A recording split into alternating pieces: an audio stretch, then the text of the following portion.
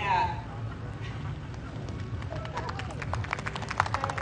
My name is Carson Wright, and on behalf of General Motors, welcome to the Vehicle Dynamics Test Area at the Milford Proving Ground.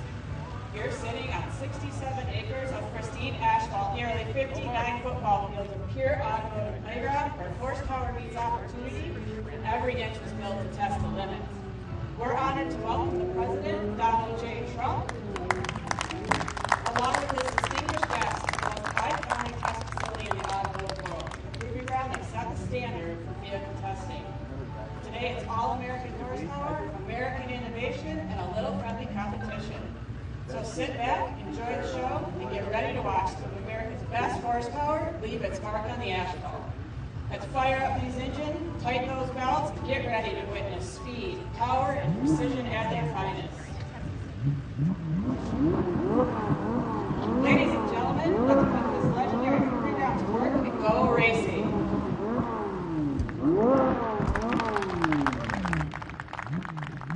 Out in the distance, Josh J.P. Robbins from Willowick, Ohio, in the Cadillac CT5E Blackwing, and Brent B. Ray from Clio, Michigan, in the Chevrolet Z06, demonstrating that agility, precision, and the American ingenuity still matter when the road starts to turn.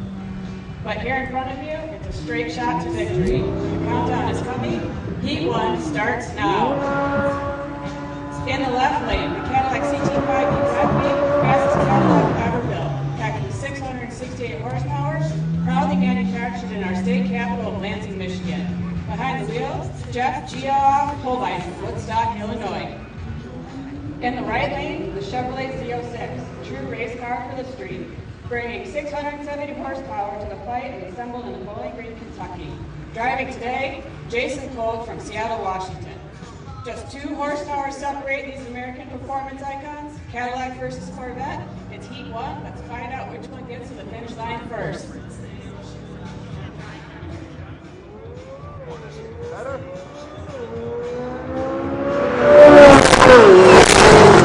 And the Z06 takes it. Heat 2 is rolling to the line. In the left lane, the Cadillac Escalade B, hear the roar of luxury. 682 horsepower, wrapped with uncompromising comfort and unmistakable Cadillac style. Built Arlington, Texas, behind the wheel, Ben Hogan from Grangeville, New York. In the right lane, the Hummer EV, the original EV super truck, unleashing a staggering 1,160 horsepower, representing the Motor City, built in Detroit, Michigan, driven by Mike Kirby Curtis. I go up, there's minivans here. It's B-Series muscle versus electric Mike, 2 American giants, 1 finish line. Heat 2 starts now. Let's go racing. They're minivans.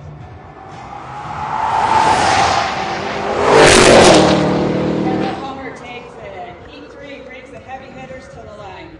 In the left lane, the Chevrolet ZR1, the king of the hill, is back, delivering an incredible 1,064 horsepower, built Bowling Green, Kentucky, driven by Grant Dennis Ford from Clarkston, Michigan. In the right lane, the Chevrolet Corvette ZR1X, America's first hypercar. The jaw-dropping 1,250 horsepower is the quickest American production car at 8.675 seconds in the ZR1X. Also built in Bowling Green, Kentucky. This is Corvette versus Corvette, King versus Challenger. Bowling Green built them both, but only one gets the win light. Heat 3, let's make some noise.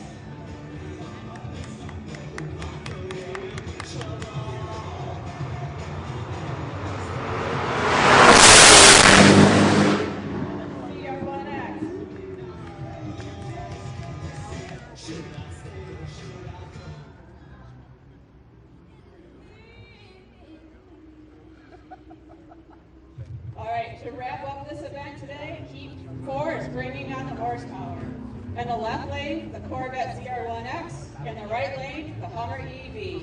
This one is about big numbers, a hypercar versus super truck, combining more than 2,400 horsepower on the starting line, each one packing nearly the same horsepower as our legendary P-51 Mustang fighter aircraft. Electric torque versus high-octane horsepower, silence first thunder. Heat 5, strap it in and let's send it.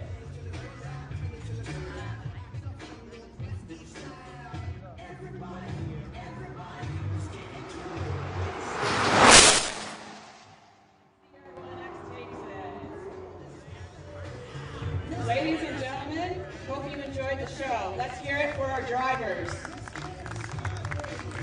As today's event comes to a close, we'd like to thank the President, Donald J. Trump, for taking the time to join us here at General Motors Vehicle Dynamics Test Area. It's been an honor to welcome you and your distinguished guests to the longest operating proving ground around the world. Today we've celebrated. Hope you enjoyed the show. Let's hear it for our drivers. As today's event comes to a close, we'd like to thank the President, Donald J. Trump, for taking the time to join us here at General Motors Vehicle Dynamics Test Area. It's been an honor to welcome you and your distinguished guests to the longest operating proving ground around the world. Today we've celebrated.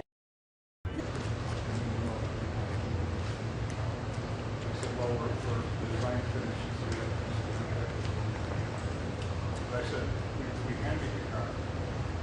Top $300,000. We haven't done hand-built cars since '57.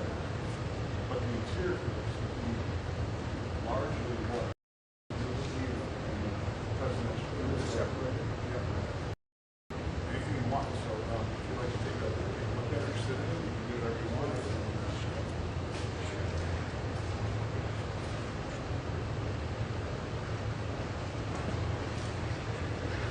Obviously, the package and the distance will be different, but the elements and the design elements.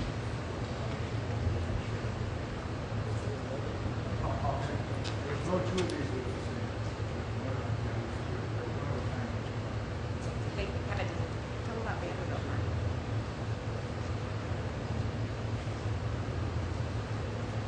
We have a special place.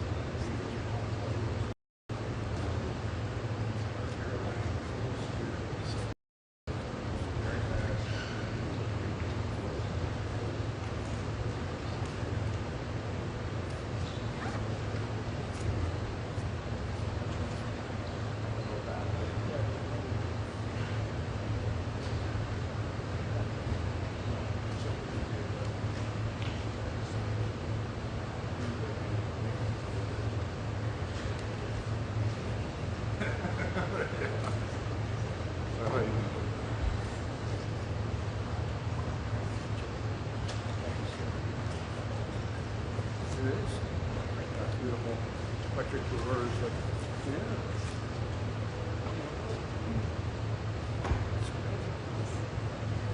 Think of being your own customers. Yes. That's the CT5 black one. So that That's was the the car fast that we one. saw running around the fastest. And then we want to make sure to show you the 57 Cadillac too.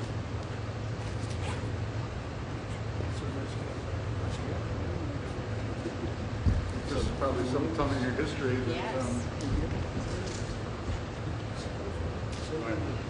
smart. 57. How big did you did that? It would work. Okay, not here. How many were made of these? We only built 450 units. So very, very rare. Hand built. Stainless steel roof. So this is No, this is actually a 1957 car. So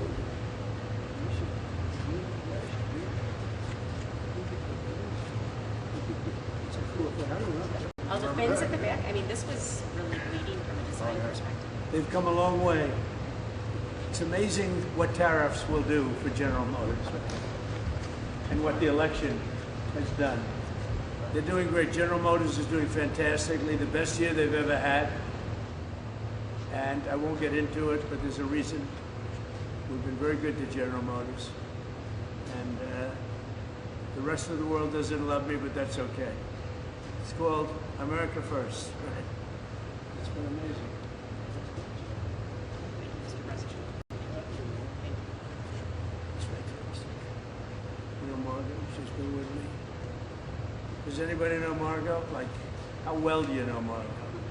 She's been with me from day one out of Oklahoma. Right? So what else do you have? We've got cars down here. So this is fully electric. This is 400 miles range. Guys, we're going to the mall.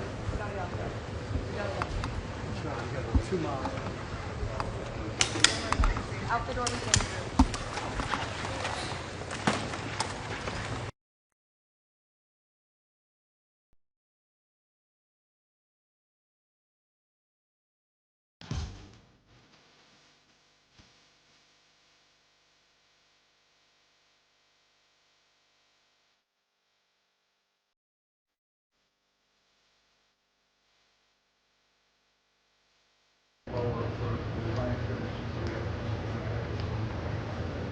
Like I said, we can get your car. Top $300,000 to $400,000. We haven't done hand-built cars since '57. But the interior for this would be largely what you'll see in presidential. Separated. Anything you want. So if you'd like to take a look at it, sit in, you can do whatever you want.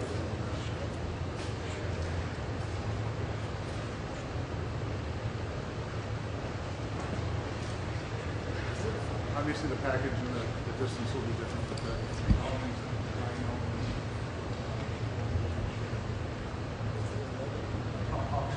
There's no two of these that are the same. They have a tell about Vanderbilt Mark.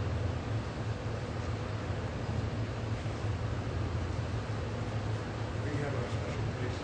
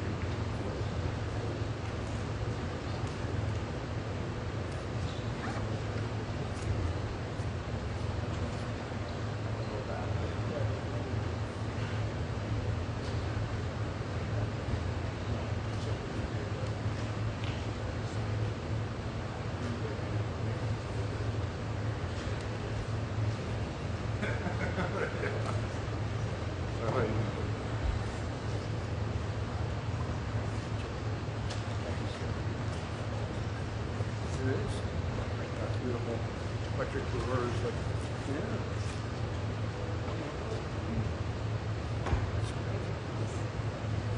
Think of being your own market.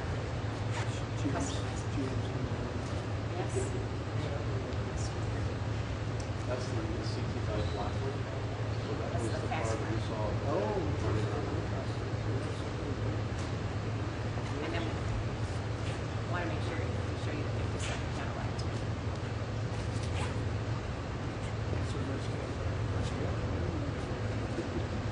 just probably some time in your history that, Yes. Such a unique. yeah, 57. How big if you did that, it would work? Not here. How big if you did that? How many were made of these? We only built 450 units. So very, very rare. Hand built. Stainless steel roof. So this is No, this is actually a 1957 car.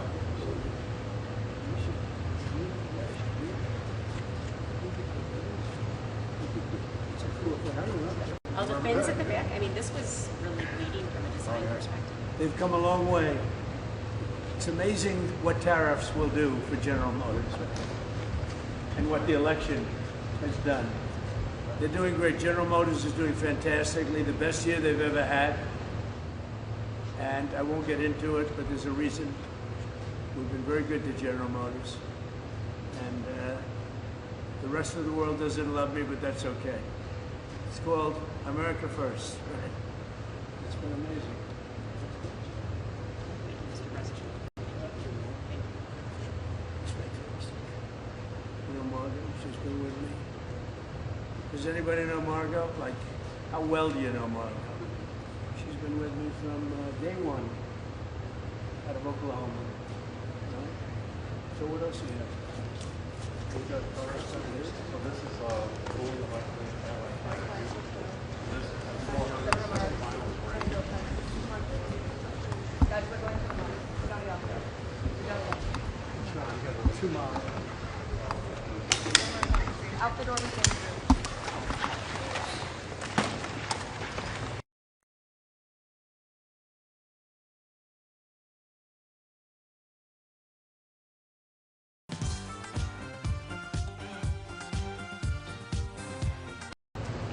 Lower for the design finish.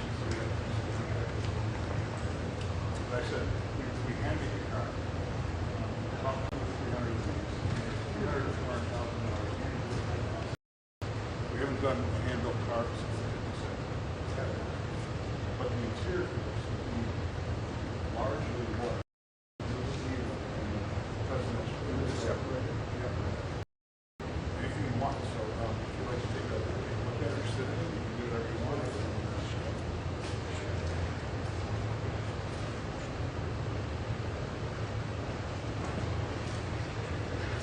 Obviously, the package and the distance will be different, but the elements and design elements.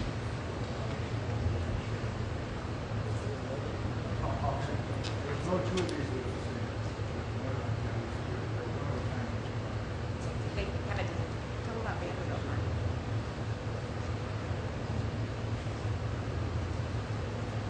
We have a special place.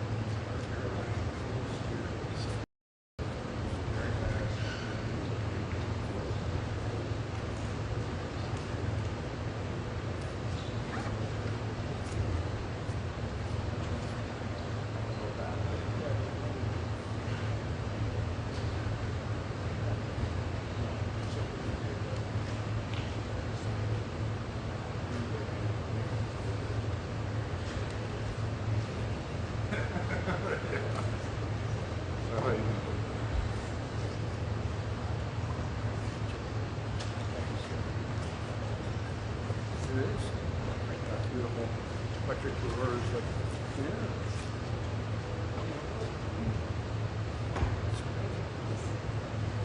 They have to do your own mark.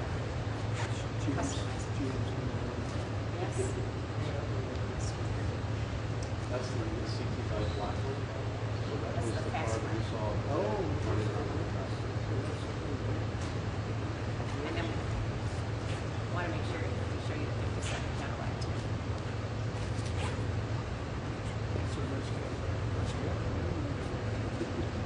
just probably some time in your history that, Yes.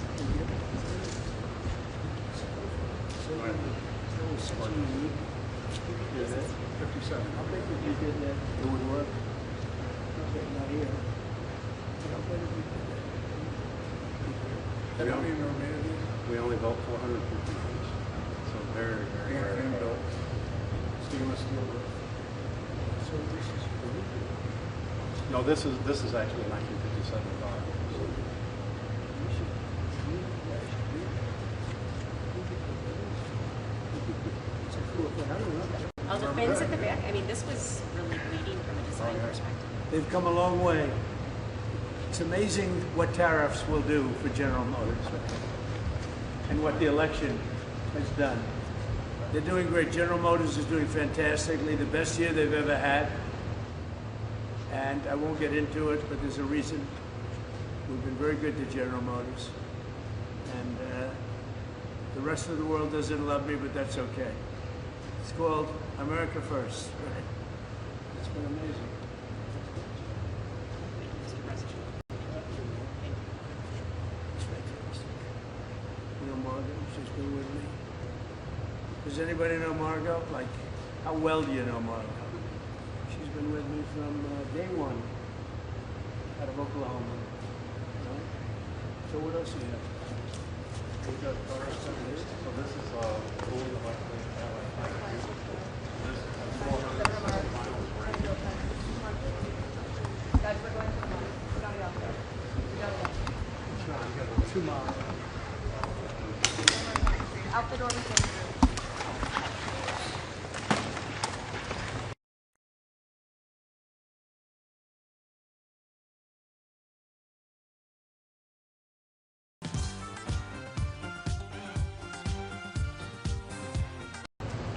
Well, we're the design finish, so we have. Like I said, we handed the car. Top to $300,000 $400,000. We haven't done hand-built cars since '57. But the interior for this would be largely what presidential separated. Anything you want. So if you'd like to take a look at it or sit in it, you can do whatever you want.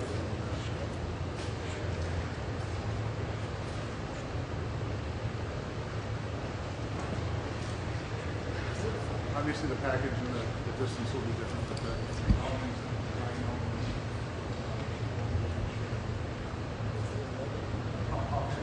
There's no two of these that are the same. They have a, tell them about Vanderbilt Market.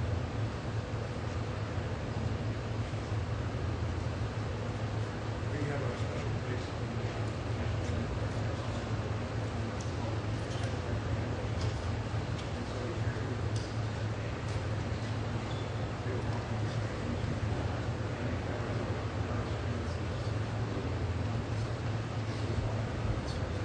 Fingerprints we've done.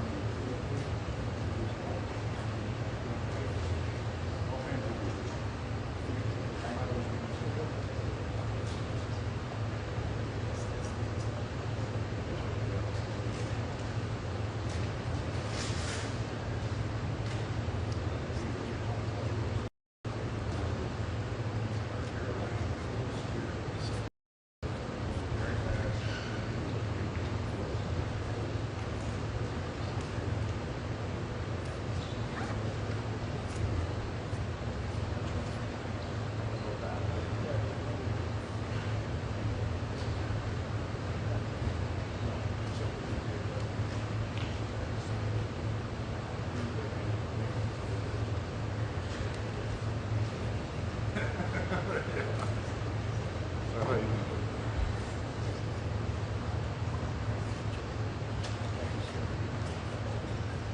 It is. That's beautiful. Electric reverse, but yeah.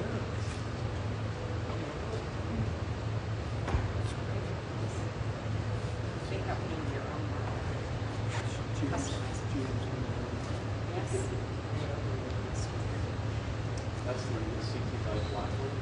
So that That's was the the car fast that we one. saw. Running around the fast.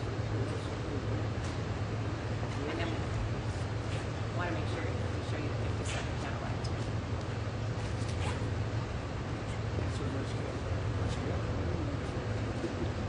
This is probably some time in your history that, Yes. Such a unique. yeah, 57. How big did you did that? It would work. Okay, not here. How big did you do that? How many were made of these? We only built 450 each. So very, very rare. Hand built. Stainless steel. So this is. No, this is actually a 1957 car. So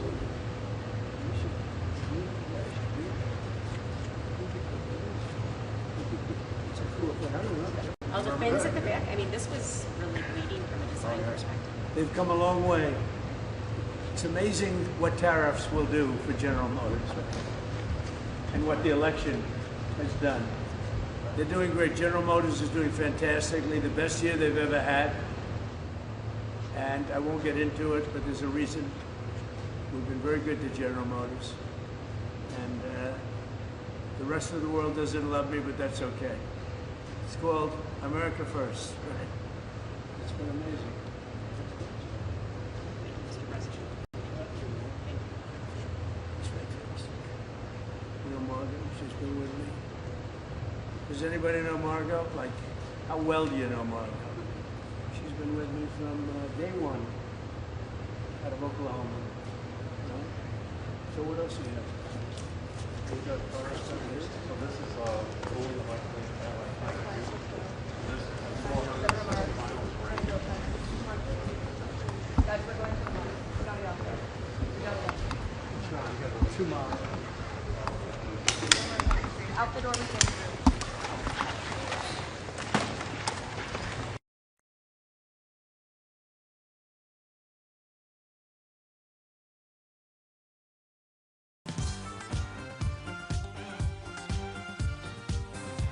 It's lower for the design finishes.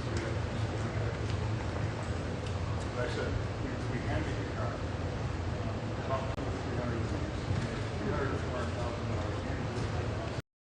We haven't done hand-built cars since '57. But the interior finishes will be largely what presidential separated. Anything you want. So if you'd like to take a look at it, sit in it, you can do whatever you want.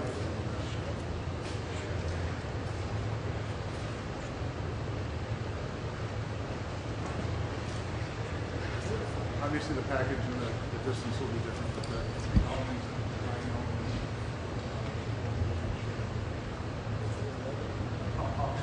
There's no two of these that are the same.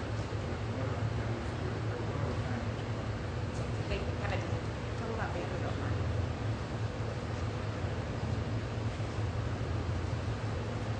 We have a special place.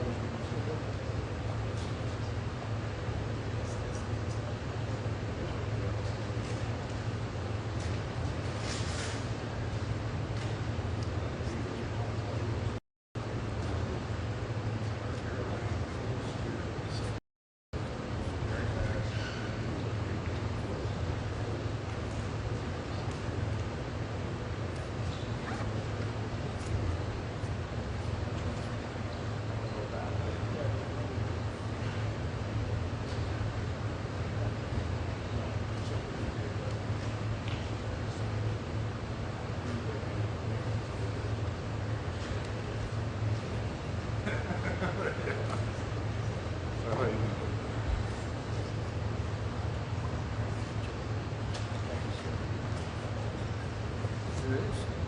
That's beautiful. Electric reverse, but yeah.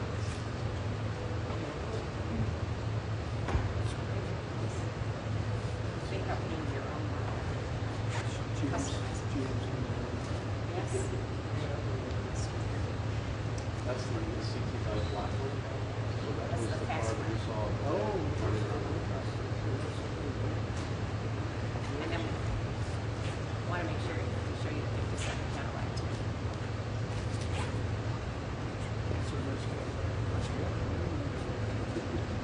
There's probably some time in your history that, Yes. right. Smart. Yeah, 57. How big if you did that? It would work. Okay, not here. How big if you did that? How many were made of these? We only built 450 units. So very, very rare. Hand built. Stainless steel roof. So this is. No, this is actually a 1957 car. So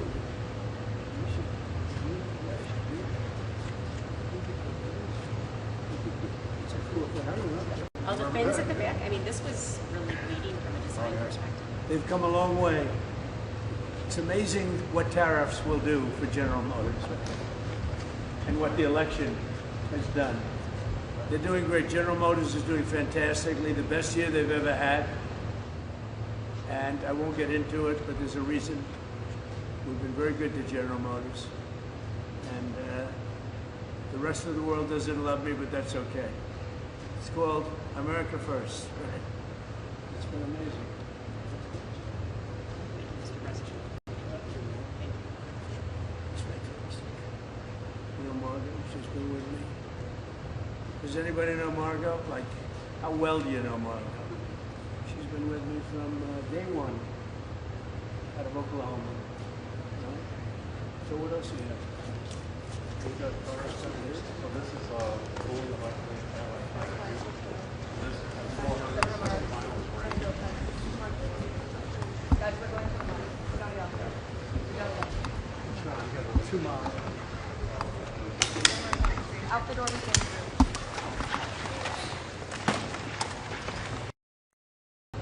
It's lower for the design finishes.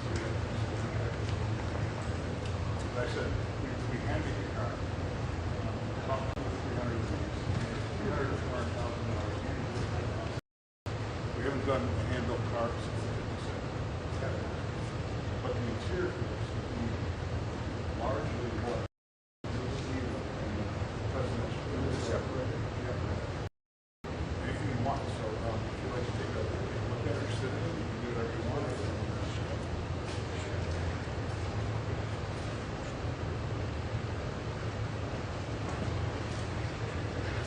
Obviously, the package and the distance will be different, but the elements and the design elements.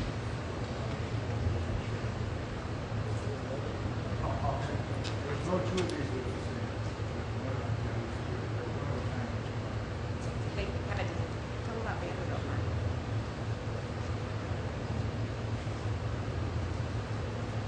We have a special place.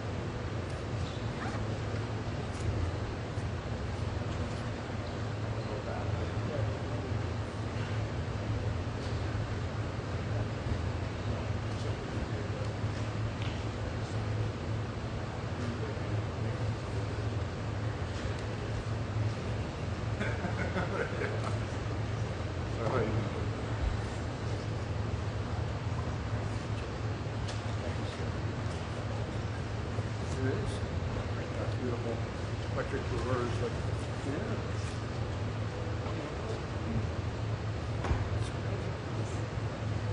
Think of being your own customers. Yes. That's the CT5 black one. So that That's was the the car fast that we saw. Running around the fast. And then want to make sure we show you the 57 Cadillac too.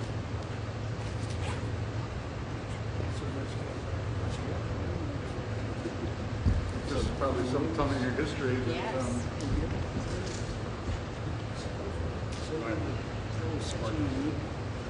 Yes. Yeah, 57. How big if you did that, it would work? Okay, not here. How big if you did that? How many were made of these? We only built 450 each.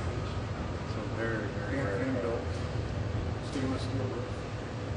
So this is No, this is actually a 1957 car.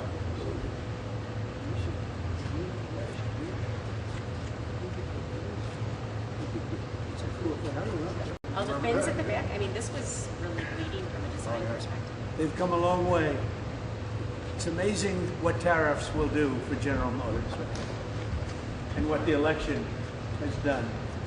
They're doing great. General Motors is doing fantastically, the best year they've ever had. And I won't get into it, but there's a reason. We've been very good to General Motors. And the rest of the world doesn't love me, but that's okay. It's called America First. Right?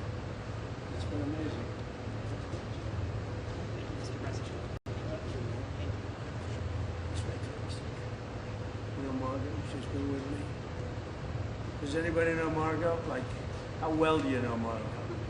She's been with me from day one out of Oklahoma. Right? So what else do you have? We've got cars down here. So this is fully electric. This is 460 miles range.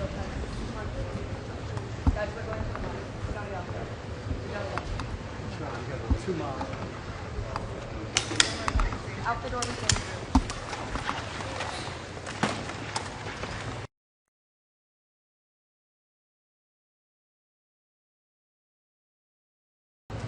It's lower for the design finish. As I said, we handed the car. About $300,000. We haven't done hand-built cars. But the interior is largely what separated. Anything you want. So if you like to take a look at your city, you can do whatever you want.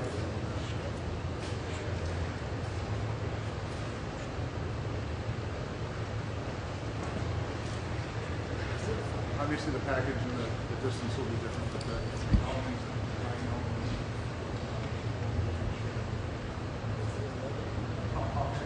There's no two of these that are the same. They have a total about Vanderbilt.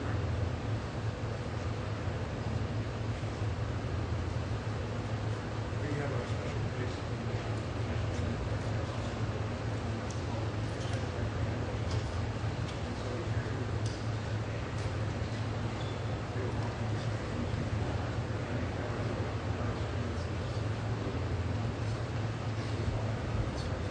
Fingerprints we've done. All kinds of things.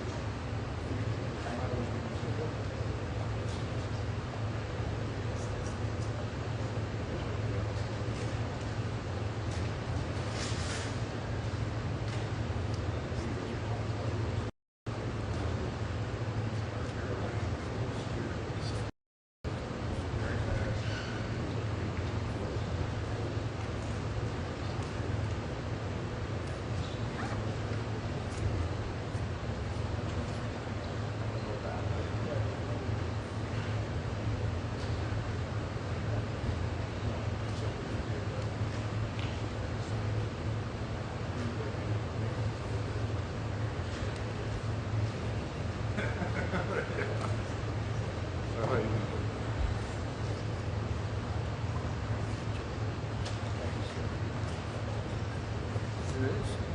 That's beautiful. Electric reverse. Yeah.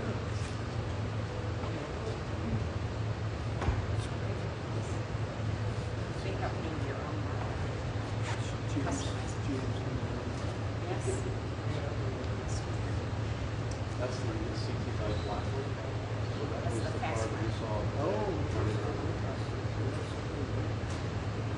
And then we want to make sure we show you the 57 Cadillac too.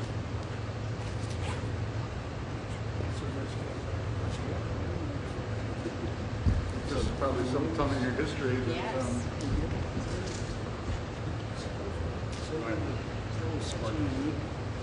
Yeah, that 57. How big did you did that? It would work. Okay, not here. How big did you did that? How many were made of these? We only built 450 of these. So very, very rare. Hand built. Stainless steel. So this is No, this is actually a 1957 car. So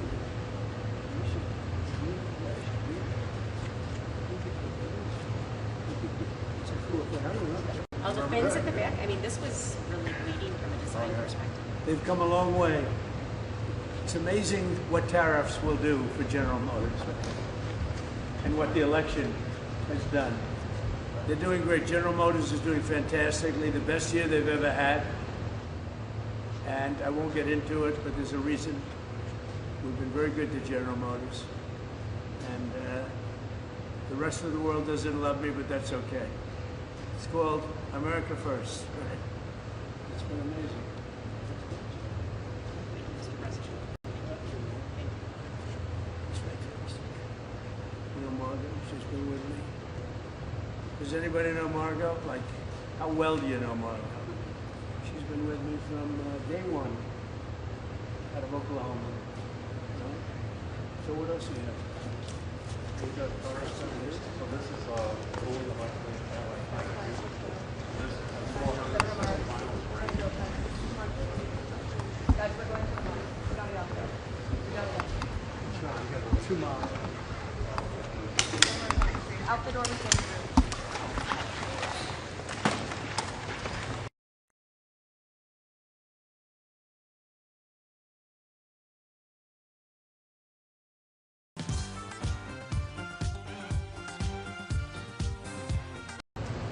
Well, we're the design finish. Like I said, we handed the car. Top to $300,000 to $400,000. We haven't done hand-built cars. But the interior for this would be largely what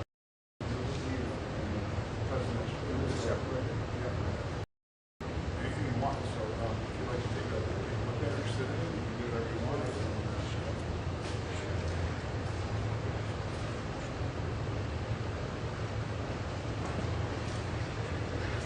Obviously, the package and the distance will be different, but the elements, design elements.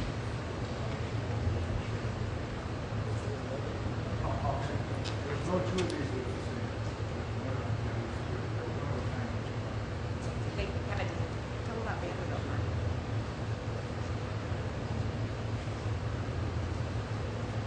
We have a special place.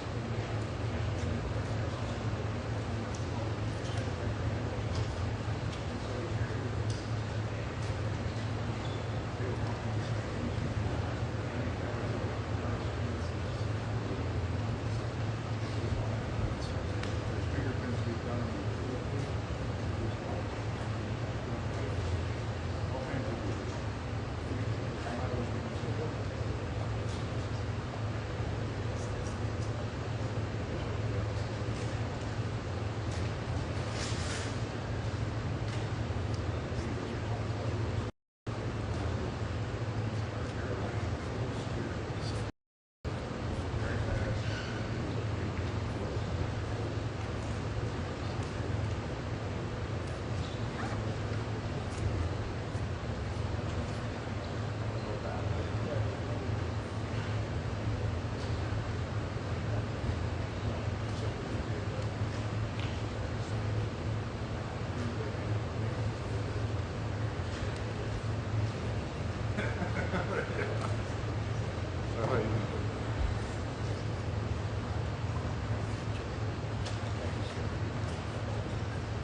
It is. That's beautiful. Electric reverse, but yeah.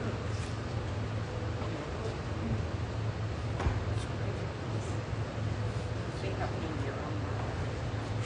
Customized. Yes. That's the CT5 black one. So that That's was the the car fast that we one. saw running around the track. And then we want to make sure we show you the 57 Cadillac too.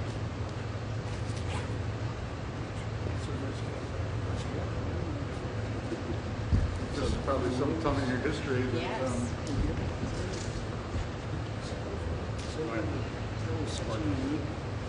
Is it? 57. How big if you did that, it would work? Okay, not here. But how big if you did that? How many were made of these? We only built 450 units. So very, very rare. Hand built. Stainless steel. So this is for you. No, this is actually a 1957 car.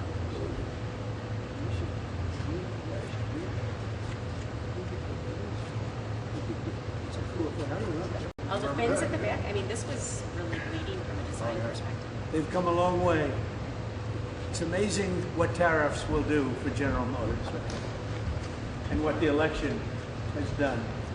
They're doing great. General Motors is doing fantastically, the best year they've ever had. And I won't get into it, but there's a reason.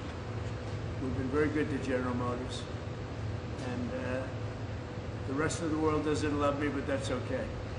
It's called America First. Right? It's been amazing. It's fantastic. You know Margot? She's been with me. Does anybody know Margot? Like, how well do you know Margot? She's been with me from day one out of Oklahoma. You know? So what else do you have? We've got cars down here. So this is fully electric. This has 400 miles range. Guys, we're going to the mall. We gotta go. We gotta go. No, you got 2 miles. I said, well, for the design finish, I said, we can make a car. Top to $300,000 to $400,000. We haven't done hand-built cars since '57. But the interior for this would be largely what presidential separated. Anything you want. So if you'd like to take a look at it or sit in it, you can do whatever you want.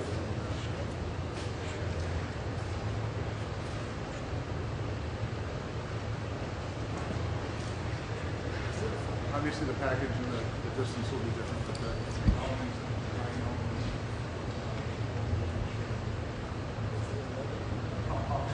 There's no two of these that are the same. They have a, tell them about Vanderbilt, Mark.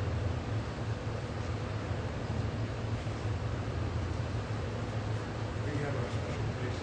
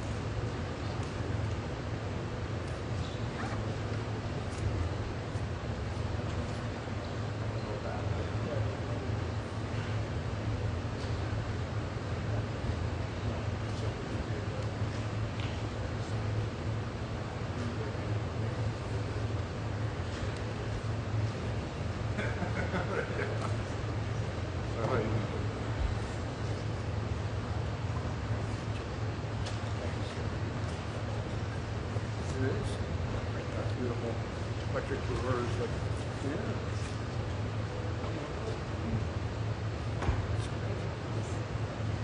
Think of being your own customers. Yes. That's the CT5 black one. So that was the car that we saw. And then want to make sure we show you the 57 Cadillac.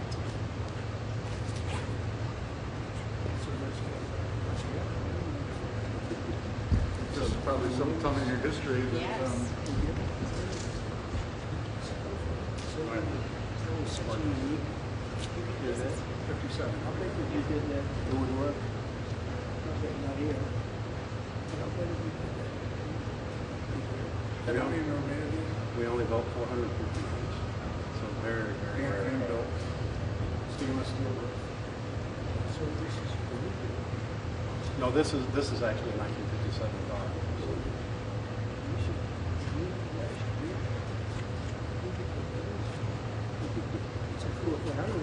Oh, the fins at the back, I mean, this was really leading from a design perspective. They've come a long way. It's amazing what tariffs will do for General Motors and what the election has done. They're doing great. General Motors is doing fantastically, the best year they've ever had. And I won't get into it, but there's a reason. We've been very good to General Motors. And the rest of the world doesn't love me, but that's okay. It's called America First, right? It's been amazing.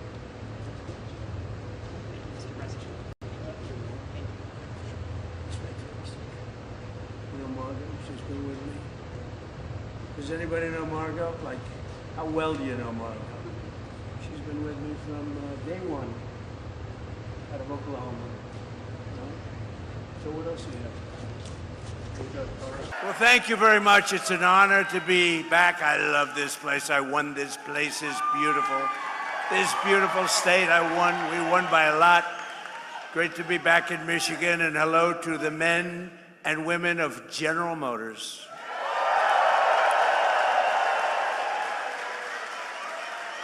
And before we begin, I have to say, so I had a wonderful father, right? And he was a hard worker. He was in the real estate business. And for him, super luxury. This is all he didn't want planes. They didn't have planes in those days, I don't think. He didn't want anything. You know what he wanted? A Cadillac every 2 years. This was to him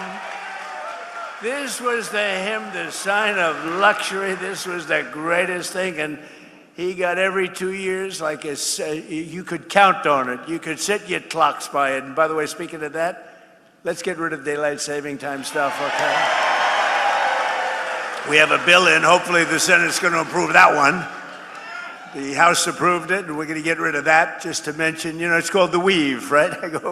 We always get back to the right subject. But anyway, I did. I had a father, his luxury Mary, his super, that's all he wanted. He just wanted a brand new Cadillac, and I have to tell you a little secret.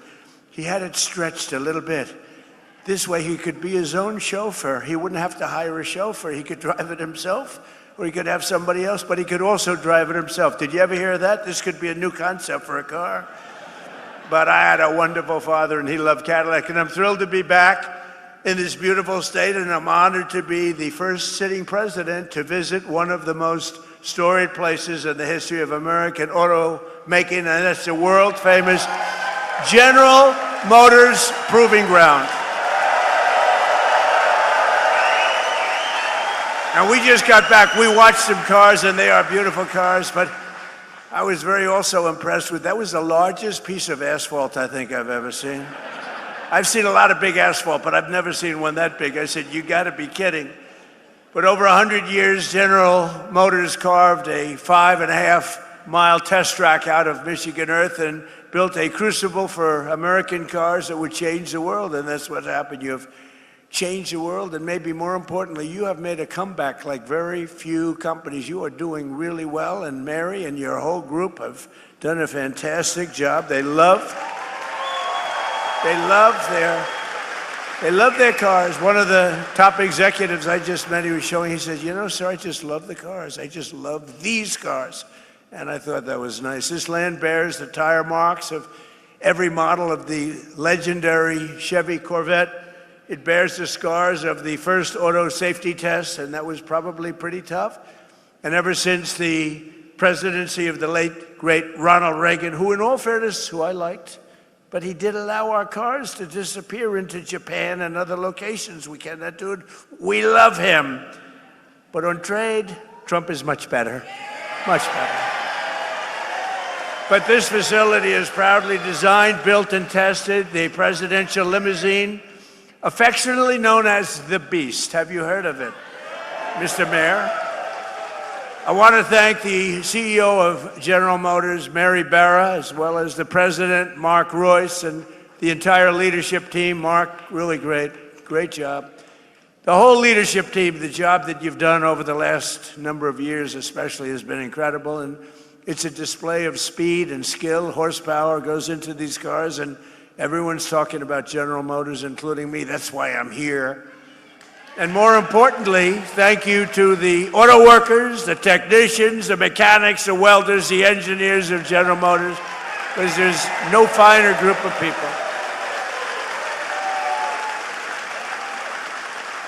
And it was workers like you who built this country, and now it's the men and women like you who are making it bigger, better, richer, and stronger than ever before. We are doing unbelievably well as a country. We're building more auto factories and more plants than at any time in the history of our country. And someday the fake news is going to be writing stories about it. They don't like to write those stories. That's why they call them the fake news. But for decades, the auto workers and manufacturers of this great state were sold out and betrayed by globalist politicians and corrupt special interests who let other countries steal your jobs, pillage your factories, and loot the crown jewels of American industry from Detroit and all over our country. They were ripping us off, not only in the auto business, but in many other businesses. Every president before me promised to stop it, but none of them did anything. They did nothing. But now, at long last, Michigan finally has a president who stands up for Michigan auto workers and puts America first. You know, you had a leader, I don't know if he's still with you, Sean Fain or something. This guy was bad news. I never spoke to him, never saw him. He was a Democrat. He thought that Biden or Kamala would be wonderful. You would have, Mary, I hate to say it, you wouldn't have an auto industry right now if they got elected. You wouldn't have an auto industry.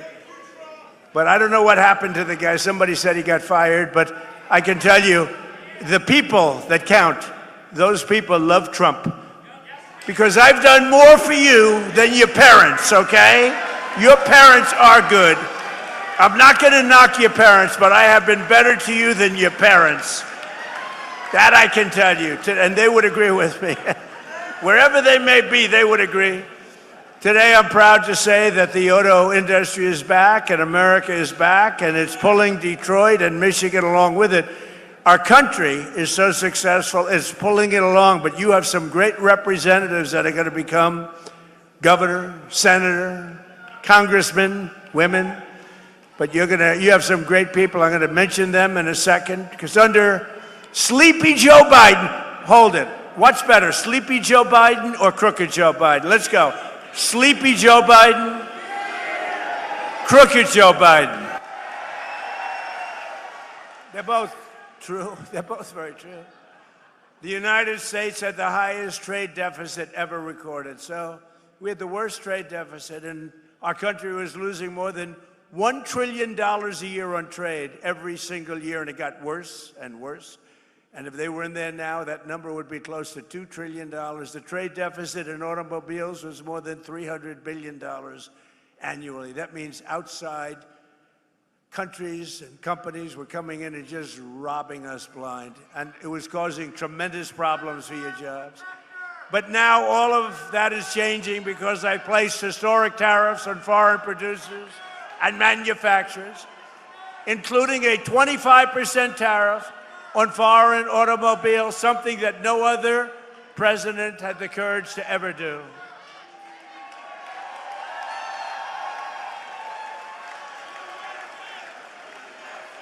He's a communist.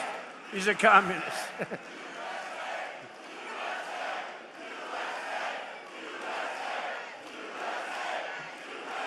Thank you. He's a communist. We're running against communists. Now, this is great. What's going on? But we're going to win very big. No, I didn't even hear the guy, I think. You see what they want to do? You see what they want to do? They want to take your houses. They want to do things that nobody's ever even thought of before. They want to take your money. They want to raise your tax up to 80%. I gave you the biggest tax cut in the history of our country, so we'll keep it that way. And I said this morning, they also want to fire the police. They don't want police and they don't want prisons anymore. I think that's a great idea. Does everybody like that idea? No police. They want no police and they want no prisons. Where are these people coming from? But I also put a 25% tariff on all foreign trucks. So I called Mary about a year ago and I said, I hear that foreign trucks are killing us. She said, that's true. I said, congratulations I'm going to put a 25% tariff on the foreign trucks. And you are doing a phenomenal business now with trucks.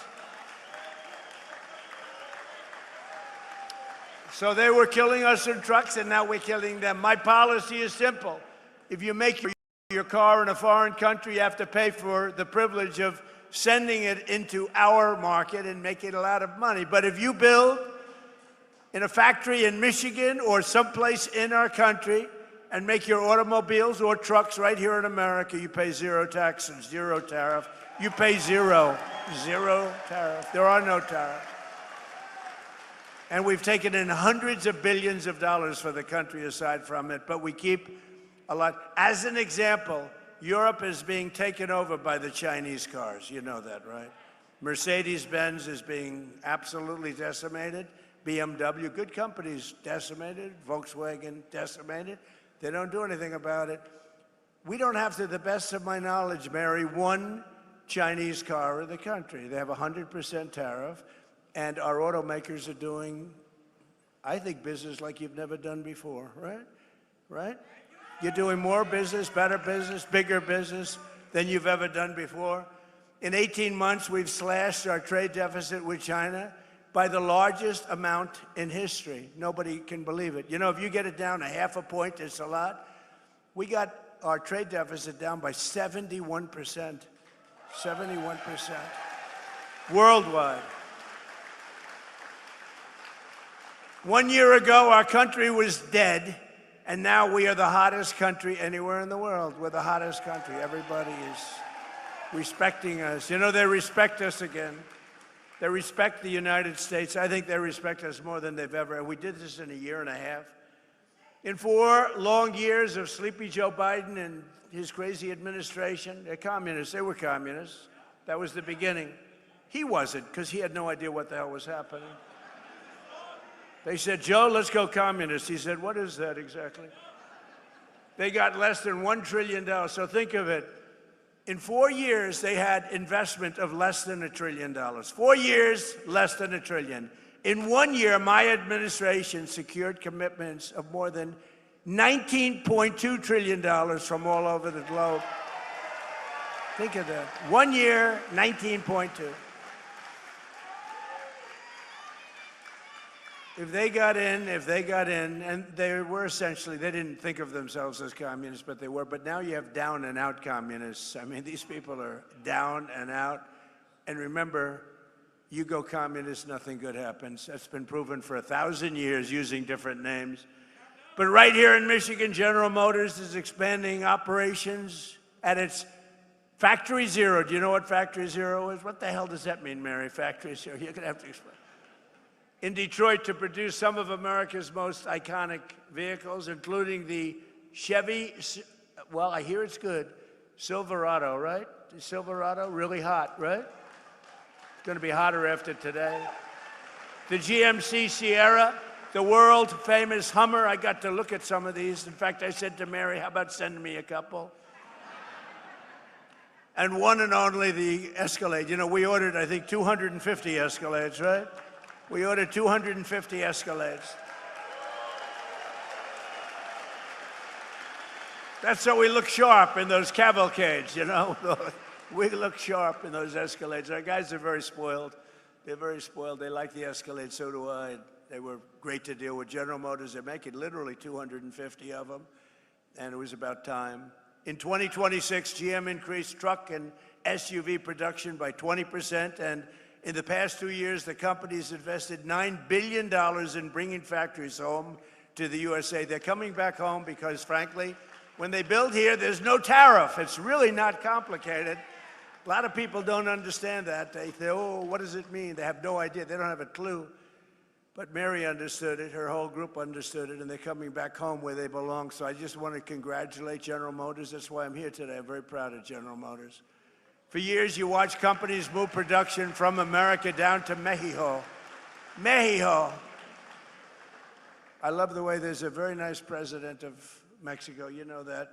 She's very nice, and she speaks beautifully, and she calls it Mexico. So I said to a group the other day, and we will stop all business going to Mexico. And they didn't know what the hell I was talking about. It didn't come out as well, Sean. It didn't come out as well. This is a great gentleman, heads up transportation. He's also world championship tree climber, 5-time champion tree climber. Can you imagine? I only hire these crazy people that do things like that. He was the lumberjack. He was the world champion going up a tree 100 feet, right? That's high. I saw an old picture of you doing it. I said, he's crazy. That's why I like him. But he's a 5-time world champion. You know who that is. So, and his wife maybe is even superior, a big star of television, Rachel. She's doing all right. Sean Duffy, Rachel Campus Duffy. But you know, I liked him a lot. I always liked him. But when I heard he was a world champion of a tree, but any kind of world champion I'm okay with. When you're a world champion of anything, but that's pretty good. But down in Mexico, and they're coming back, and production's moving from Mexico, and companies are actually moving production from Mexico back to America. Before they left, they went the other way. Now they're all coming back. Toyota, Hyundai, and others are relocating production back to the U.S. Ford is investing $3 billion to build parts of its new pickup truck in central Michigan. All these things I told you, but only Brian. Where's Brian? Come here. Get up here, Brian, will you please? He's the only guy that believed me. But boy, did he believe me. I wanted to just hop over. Come on. Don't worry about it, Secret Service. He's okay.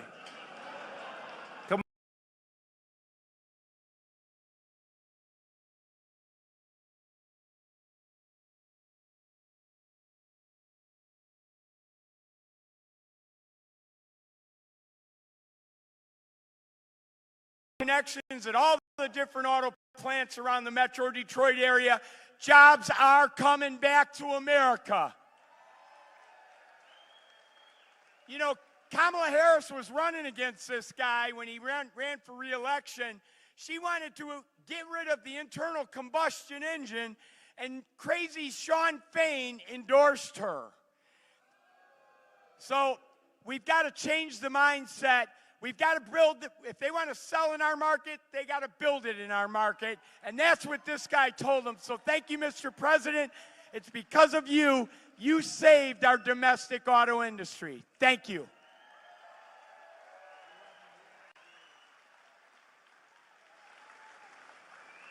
Look at the arms of that guy. I don't know. He's been, you know, he's been with me from day one. The first time he said, years ago. And I think I produced, Brian, would you say I produced even more than I said, right? Yes, sir. You even more. Expectations. Yep, exceeded expectations. True. We like that. Thank you, Brian. He's a great guy, and he's got a group of followers that are unbelievable. Where are they? Oh, yeah, there they are. He's got a great group of people. But for decades, we were told that it was totally impossible to bring back American manufacturing. Obama would say it, remember? Barack Hussein Obama. He was so bad for the auto industry, I don't know, you know. Honestly, I don't know how you vote for Democrats because they are so bad for the industry. But it turned out that all you really needed to get him back was a new president, somebody that understood business, understood what it was all about. I've been complaining about it for many years. On day one, I ended Biden's insane electric vehicle mandate that would have crushed the U.S. auto industry forever, would have never come back. Remember that? Everybody was supposed to have an electric car within, 15 minutes. And I don't want to say this in front of Mary because she'll change your mind, but it takes far fewer people to build an electric car. That doesn't mean they work better, but it takes, and if you want an electric car, they make electric cars too. But if you want to buy a combustion, if you want to buy anything you want, they make. We don't want to do that stuff, but right now we've been right on that bet. I said, no, it's not going to happen that way. I terminated Biden's disastrous cafe fuel standards. You know what that is?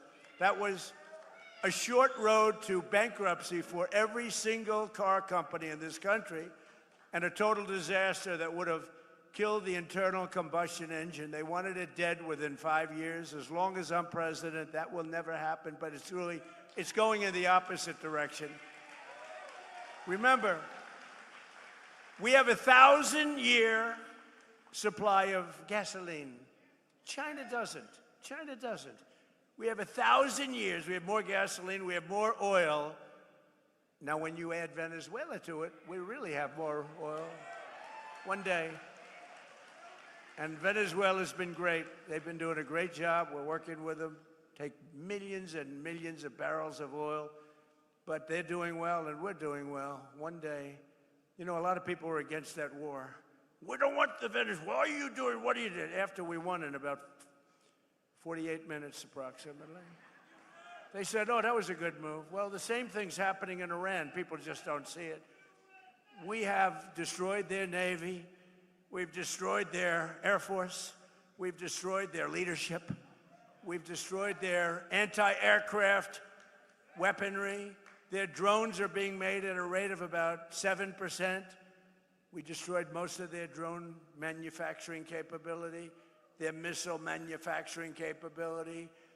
And right now they're talking to us about making a deal. But if we didn't do it tough, there would be no talk. You know, for 47 years, which is really 50 because people have been using 47 years for 3 years at least. But for 47 to 50 years, they have been talking, and all they do is tap everyone along.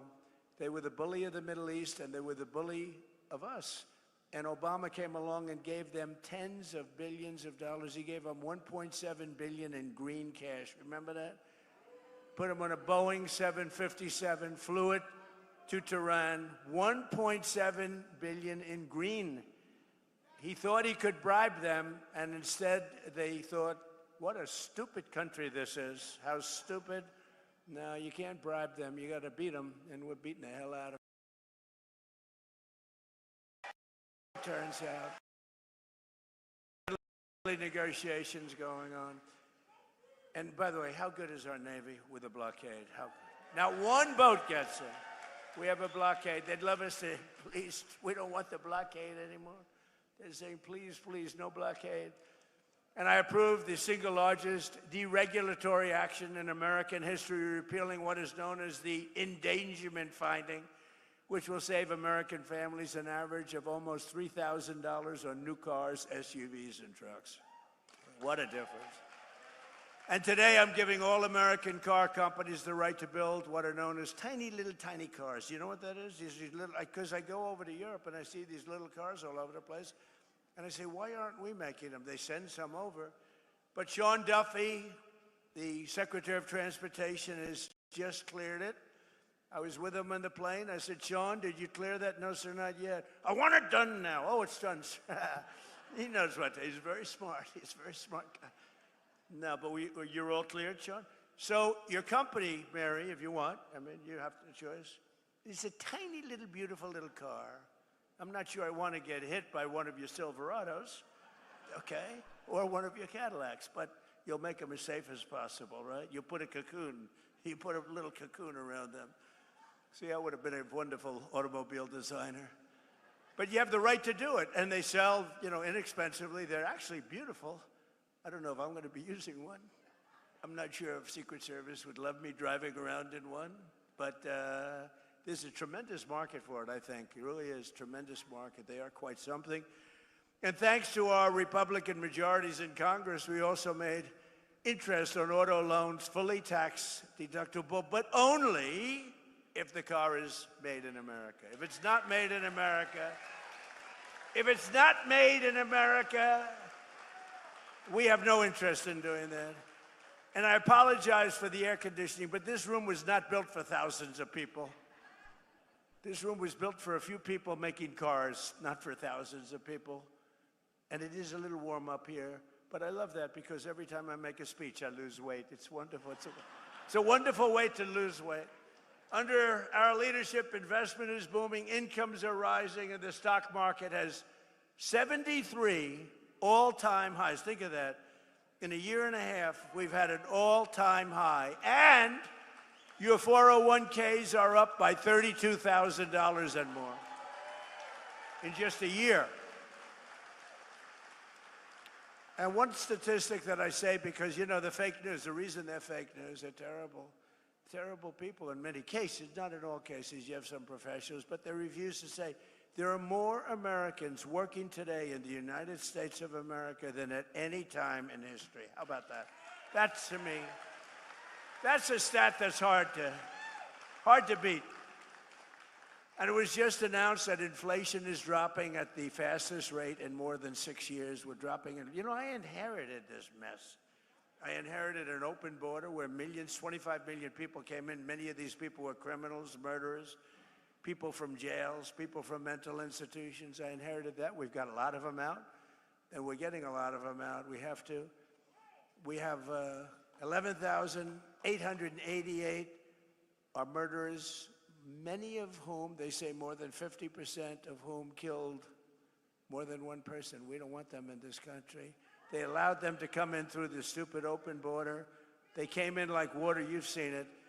And right now, it was just announced, again, this is now the 15th month in a row, 0 people have come through our border illegally, 0.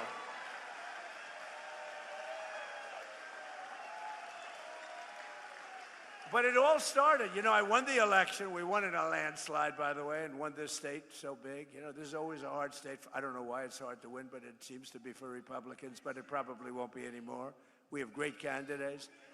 But, you know, it's really amazing. They always try and blame me for high prices. I have my first news conference. I win. I have a news conference like a day later. And I say, any questions? Why are prices so high? You have to understand. I just got there. They say eggs. I remember eggs. Eggs were like 4 or 5 times higher than they were a few years ago. You couldn't get eggs. They wanted me to use plastic eggs for the Easter egg hunt because they were unable to get eggs. And I said, we'll take care of it. We got it taken care of quickly. Now eggs are much lower than they were when we first started. And that's true with everything else. And you'll see how true it's going to be after we get rid of the nuclear threat of Iran, which will be very quickly. But I had nothing to do with it. You know, they have this term. So here I am. I'm one day in office, and the fake news goes, affordability, affordability. I said, what's affordability? What's that all about? Prices are too high. I said, I'm here for less than 24 hours. But we've brought down prices. Last week, it was announced that inflation's gone down faster than at any time in the last 6 years. When the fuel comes down, which it did for a little while, then they didn't behave, and I had to go back, and now they're behaving again. You know, it's like playing a banjo. But every day we're fighting to put more money in your pockets, and that's what we're doing, and we're doing it better than anyone. At the same time, we're making this country safe, because we're not going to let lunatics have a nuclear weapon. You want to see disruption? You want to see some disruption?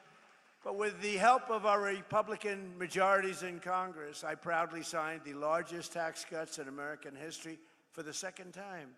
Because in my first term, we had the greatest economy in the history of our country. We got hit with COVID at the end, but we did a great job in that. Operation Warp Speed and the whole thing. We did a great job. Didn't get credit, but that's okay. But we had the greatest economy in the history of the country. And we're blowing it away this time. We're blowing it away. You're going to see the results very soon. I'm a little bit upset because in 2.5 years, you may have a different president. May. And that president will be saying how great the economy is doing. Look at all the jobs that he produced. We have more factories being built than at any time in our country's history. They're all going to be opening now and soon. And I got some guy or woman who is going to take credit for that. Will you please remember that I did it, okay? I did it. I did it. I'll be sitting home. I'll be reading the papers. I'll be watching television, and I'll be having some guy like last time, a real idiot, stand up, say, we are doing record business. We are making more automobiles. But by the way, don't worry about it, Mary. They'll screw it up. It won't take them long to screw it up. But we're not going to let that happen. Our great, big, beautiful bill gave us no tax on tips, no tax on overtime, and no tax on Social Security for our great seniors, right? That's our big deal. And the overtime you're working, and I don't know much, but I know you're making a lot of cars, more than you've ever made before. I assume, are they getting a little overtime, Aaron? She doesn't want to say it. She is. I know you are. No tax on that overtime. Think of the no tax on tips in Nevada. I went, and a young lady came over, a beautiful waitress. She was a waitress and very beautiful, but I'm not allowed to say that politically, because if you call somebody beautiful, that's usually the end of your political career. But she happened to be beautiful. And I say, what's going on? Oh, sir, I'm getting killed with tips. I'm getting killed. Sir, there should be no tax on tips. I say, what? I'm sitting down with a group of people, very boring group. We're all bored.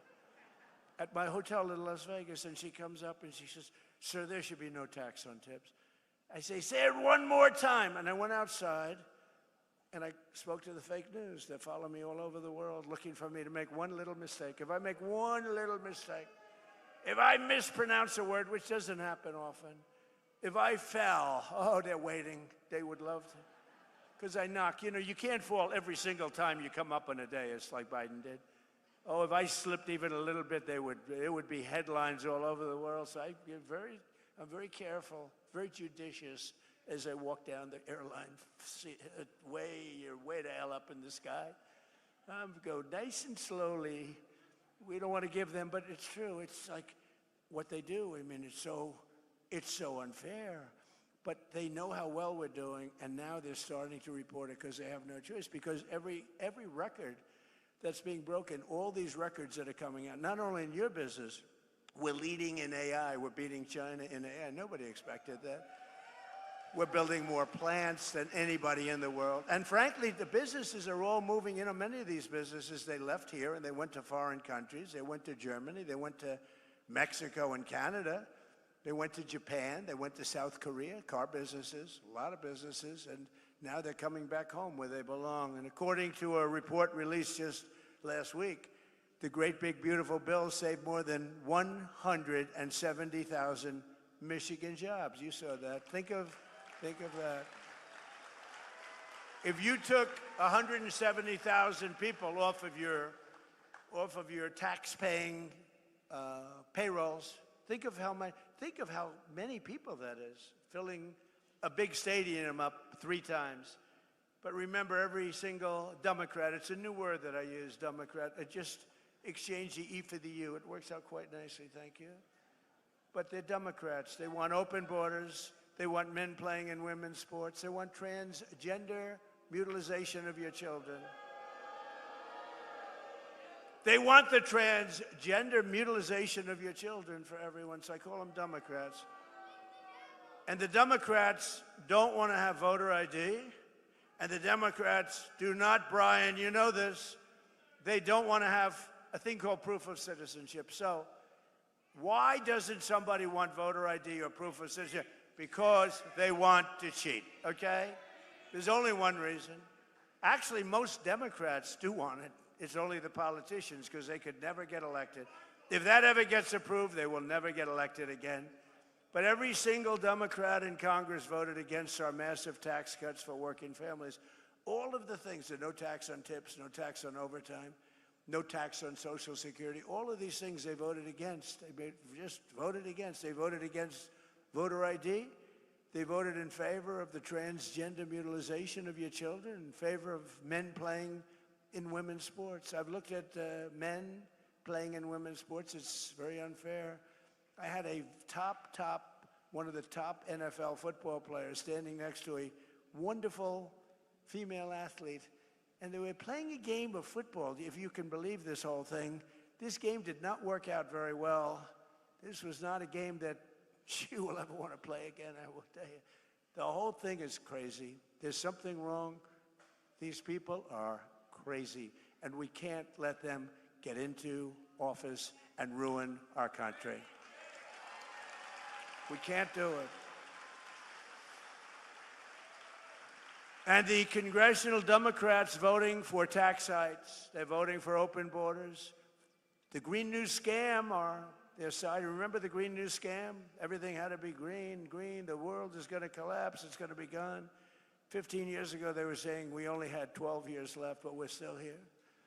but they're siding with the radical left communists taking over the party. They want, in other words, the normal socialists who can destroy a country too.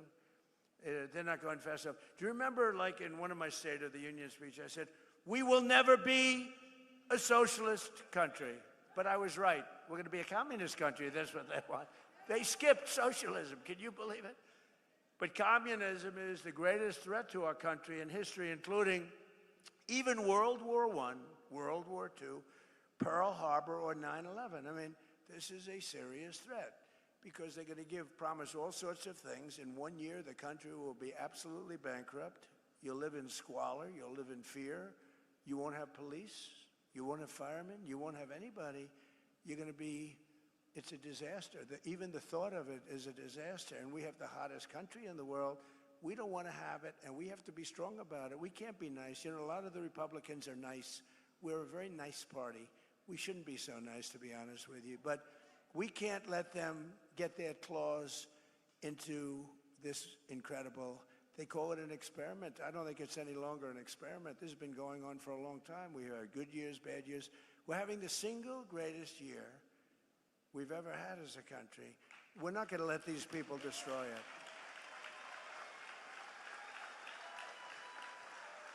And you know the other thing, I'm just thinking now, you know, I do a lot of these speeches and I end up reading about 20%. Isn't it nice to know that you have somebody that doesn't have to read a speech? And it's even better to know that you have somebody that can read a speech if he wants to. The other guy couldn't even read a speech. But I'm just thinking about it. This is maybe going to make news because I've never said it. I'm just thinking about now, when they take something over, it's always dirty. The sidewalks are dirty. The people are, I hate to say this, not clean, okay? The curbs are loaded with you-know-what.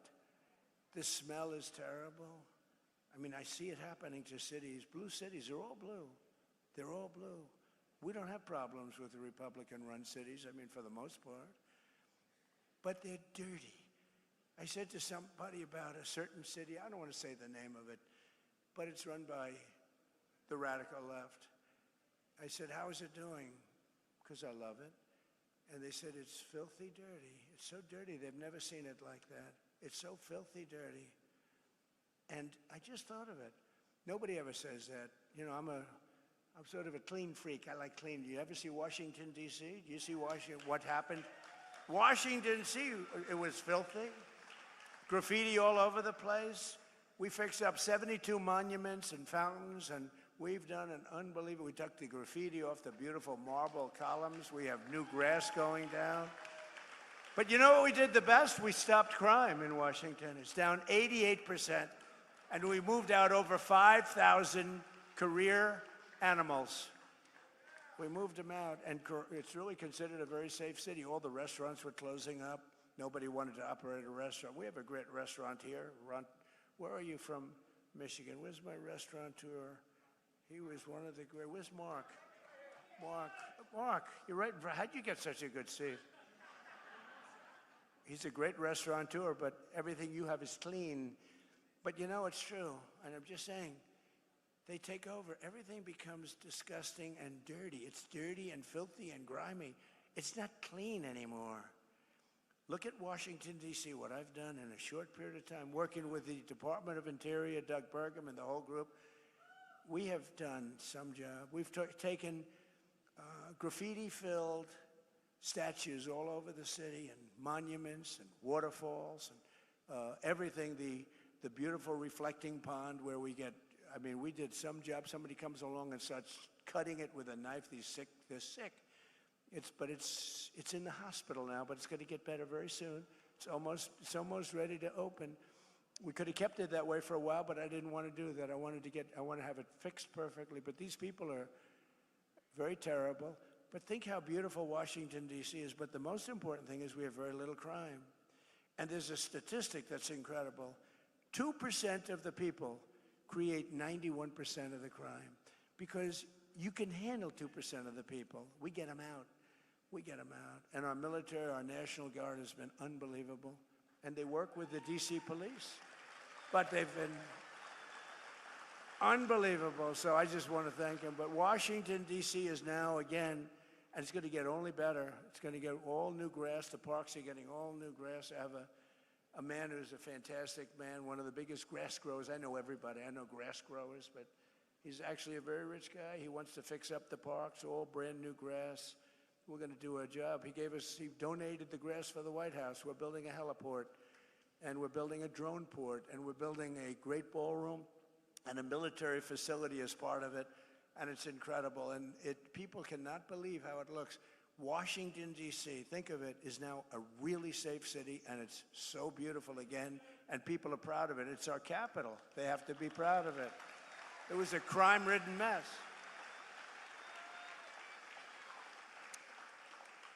And the other thing, I got a call from the governor of Louisiana, and he said, sir, we have Mardi Gras coming up in New Orleans. Could you please help us? We are such a disaster. The crime is so bad, and they've had a lot of problems with crime.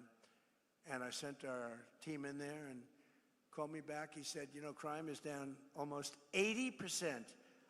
Think of that, almost 80%. This was 8 months ago. And they had the safest Mardi Gras they've ever had.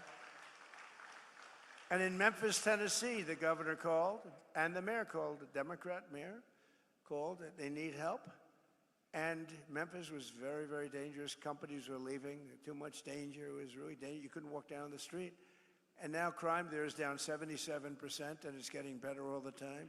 And if they do that in New York, Chicago, Los Angeles, we would take care of it so quickly. But we have to get called. I want them to call us. I don't want to say, I don't want to, they're running it. I want them to call us, and we will get rid of the crime so quickly your head will spin. But we're pleased to be joined today by some of the incredible patriots fighting for Michigan workers, including representatives, a friend of mine, she's unbelievable, Lisa McLean. Stand up, Lisa. Great. She's great. She is great.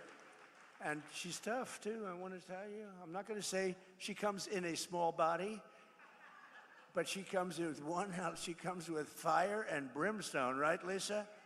And we love Lisa, respected by everybody. Tim Wahlberg. Tim, great. 18 years he's been doing it, and everybody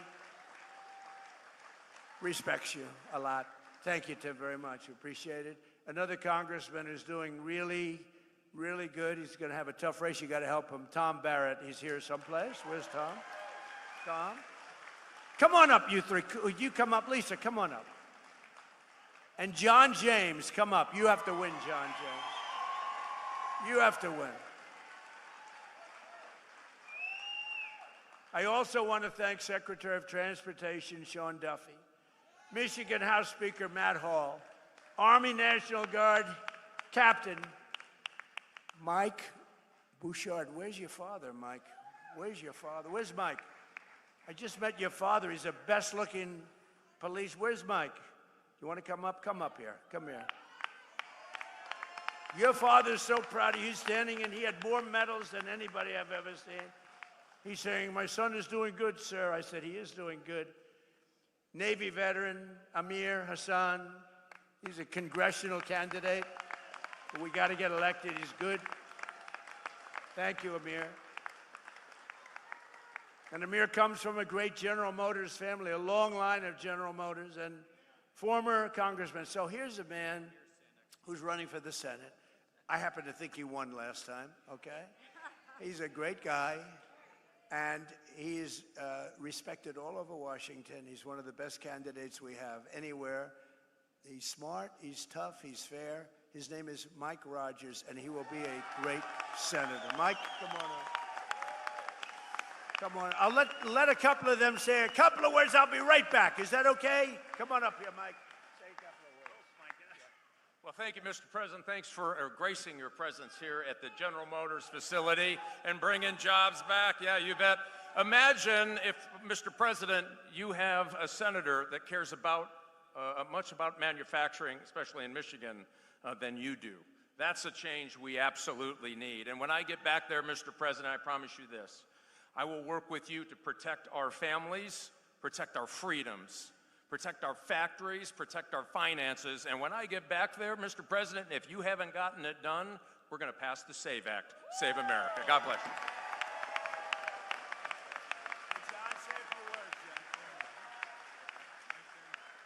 Well, again, thank you, Mr. President, for coming back to Michigan, where you've won 3 times. We very much appreciate your leadership. And as governor of the state of Michigan, we're going to be matching those Trump accounts. We're going to be taking care of our children. We're going to be matching those. You know, we have a president who keeps his promises. We have a president who looked at a situation and he said, you're going to have very fast planes in Macomb County. You know what he did? In the very first 100 days, the president of the United States, President Donald J. Trump, delivered F-15EX to Selfridge Air National Guard Base. The president has always been looking out for Michigan jobs. The status quo doesn't work for Michigan. President Trump is pushing back. And as a result, President Trump signed my bill to protect our automotive industry against the harmful California EV mandates, and as a result, our jobs are coming back to Michigan. But most importantly, the president, because he's the best deal maker the planet has ever known, President Donald Trump has got $19 trillion of investment back in the United States of America, but because of the failed policies of Gretchen Whitmer, a lot of that investment is not coming back here. We're working with you, Mr. President. We're going to make sure that we have an environment where we can bring that investment back to the state of Michigan to create jobs right here for the best auto workers in the world. Thank you so much for your leadership, Mr. President. God bless you. We have your back.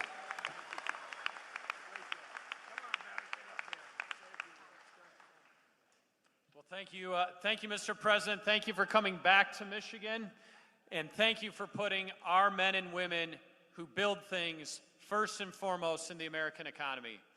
Thank you for being here today with the men and women that I have the privilege of representing in Congress to tell them and show them just how important Michigan is on the map. The hard work of the people here put America on wheels, puts our economy on overdrive, and provides livelihoods for families across our country, especially right here in Michigan. Manufacturing is our largest industry. Our president understands that. He's stepping up every single day to make sure that we bring more manufacturing jobs back to America, back here to Michigan, and I'm proud to stand with you today, sir, in recognition of that, and thank you so much for coming to Michigan again today.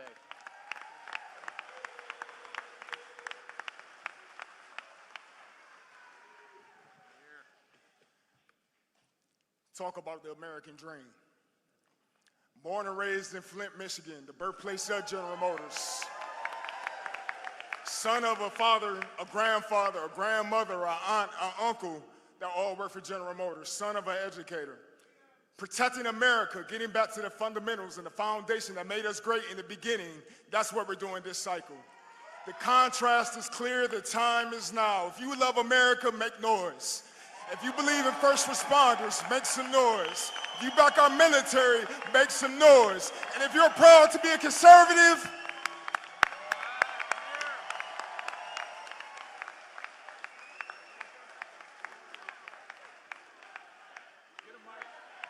USA, let's go, baby. We are putting this country back on the map because we have a leader who stands up for us. Mr. President, thank you for coming to Michigan, but I also have to say thank you for defending our military and putting us in a position to succeed. This time last year, I was in Iraq. During the 12-day war, you put our military in a position to succeed because you gave the troops what we needed to survive. So my friends and I are home, sir, because you put us first. And you put Michigan first as well.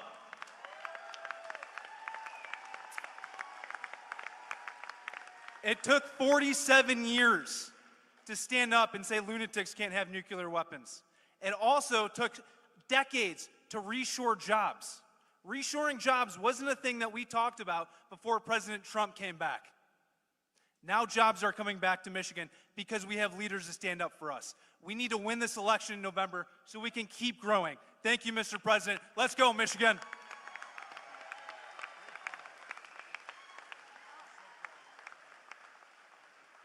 I didn't bring my box, so I apologize. But take a moment and look around. Look at how many people are filling this manufacturing facility. And why is that? That is because we love this country.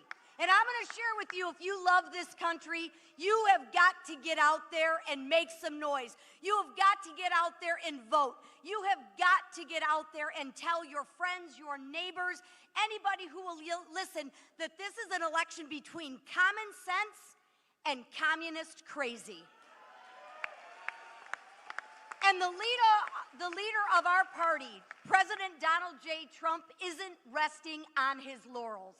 Promises made, promises kept. He told you he was going to secure the border. What did he do? He secured the border. He told you he was going to make his tax cuts permanent. And what did he do? He made your tax cuts permanent. The last thing we need to do is make sure we pass that Save America Act. And we will do that because we will secure our elections to make sure that this country continues to live in a democracy, to continue to be a republic, because there is nobody that loves this country greater than the man standing behind me, and that's our president, Donald J. Trump.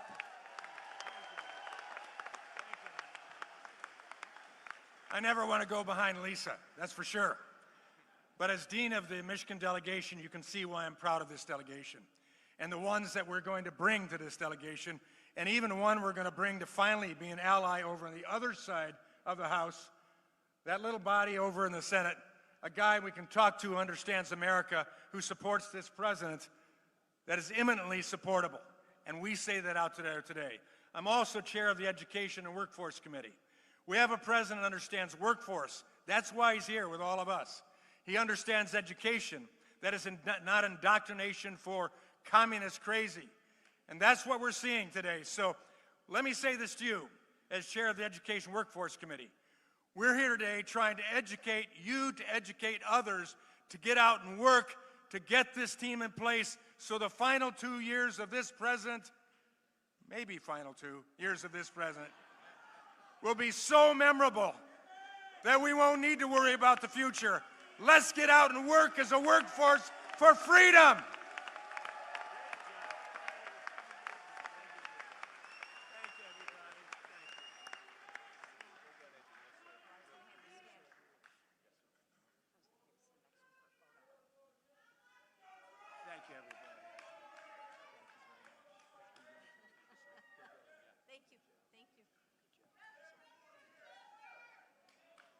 Thank you. Thank you very much. What a group. Thank you very much. That's a great group. We got to get them elected. Also with us is the mayor of Hamtramck, Amir Galib. Thank you very much, Mr. Mayor. And Mark, thank you very much for being here. Mark Zarkin, a great guy. And a man who's been with me from the very beginning. Again, I have to do it because this guy has been like, he got it a long time ago. Brian, thank you very much, Brian. Thank you. Thank you very much. Especially, he has been right from he got it right from day one, you know? So we don't forget that. 18 months ago, we inherited a catastrophe from the Biden and from the radical left Democrats. They created the worst inflation in 48 years, wide open borders with millions and millions of people from mental institutions, insane asylums, the world's worst prisons pouring into our country from all over the world. They came.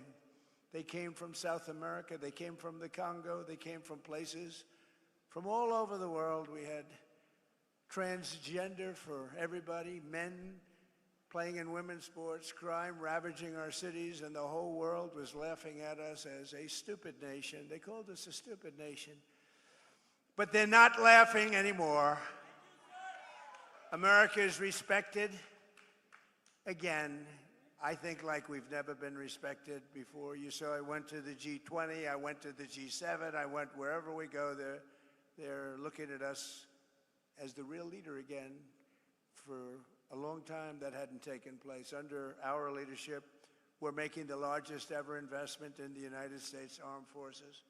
And right here in Michigan, I got 21 new F-15EX Eagle IIs for Selfridge Air National Guard Base, ensuring that Michigan stays at the cutting edge of North American air power. Selfridge was very, very important. It's a big deal. It was closed. It was over. It was going to be closed. Now it's open. We have the strongest military anywhere in the world by far. We have the greatest people. We have the best equipment in the world.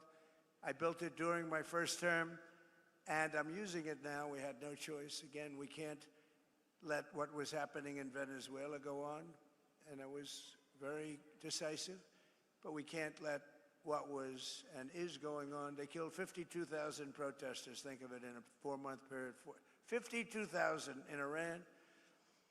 But we've already paid for the Venezuela operation, as I said, and likewise we're winning big time with the Islamic Republic of Iran, and we're ensuring that they never have a nuclear weapon. When somebody comes up and says, why are we doing this?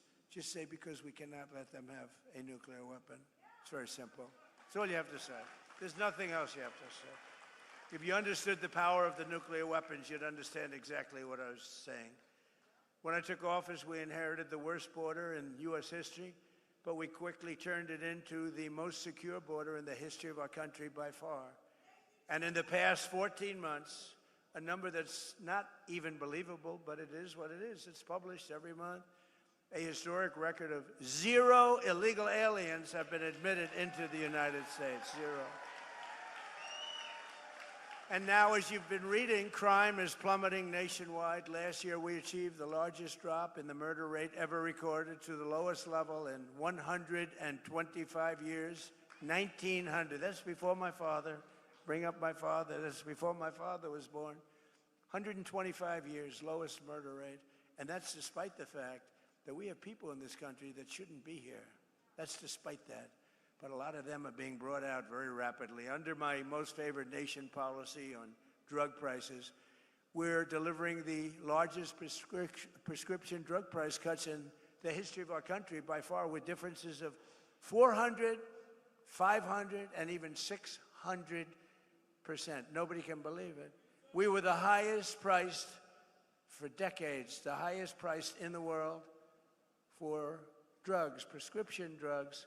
And now we're the lowest price in the world. So you think that was, I won't bore you with the way I did it, but no other president was able to do it. I'm not sure they even tried, but all of you have to go out and go to trumprx.gov, trumprx.gov, and you're going to find that you're going to buy whatever you're looking for at a tiny fraction of what you were paying. To stop the massive theft of taxpayer dollars, we ended Medicaid for illegal immigrants, and we launched the war on fraud, led by our great Vice President, J.D. Vance. It's having a tremendous, we're finding unbelievable levels of fraud. Minnesota, that governor is so crooked. Ilhan Omar with her brother, so crooked. But it's all under very serious investigation. We're finding billions of dollars, billions. In just 18 months, we've turned this country completely around, and it's still, we're going to do still better, but we have a turn. We're hot. Jobs are up. Inflation is down. Our border is secure. Factories are opening at record levels. Investment is booming. Michigan is thriving. America is winning like never before. And again, Iran will never have a nuclear weapon. With the help of our Republican majorities in Congress, we will crush violent crime to the lowest levels ever, impose harsh new penalties for dangerous repeat offenders. They are very bad. Crack down on Marxist prosecutors, and we will end no cash bail, which really got the crime started more than any other single event. No cash bail. You kill somebody and you walk out. We will pass the Great Health Care Plan. That's what it's called, the Great Health Care Plan, to stop all payments to big insurance companies and give the money directly to you, the people, so that they can buy their own health care, which will be much less expensive and be a much better health care. Very simple. And the Democrats are fighting us on that one, too. They're fighting us as hard as you can fight because, you know what? They happen to be owned by the insurance companies. The insurance companies receive billions and billions of dollars a year. They own the Democrats. And the Democrats, they don't want to debate it. They just want to fight it. And we want to give the money directly to the people, and you go out and you buy your own health care. You'll get great health care and have lots of money left over.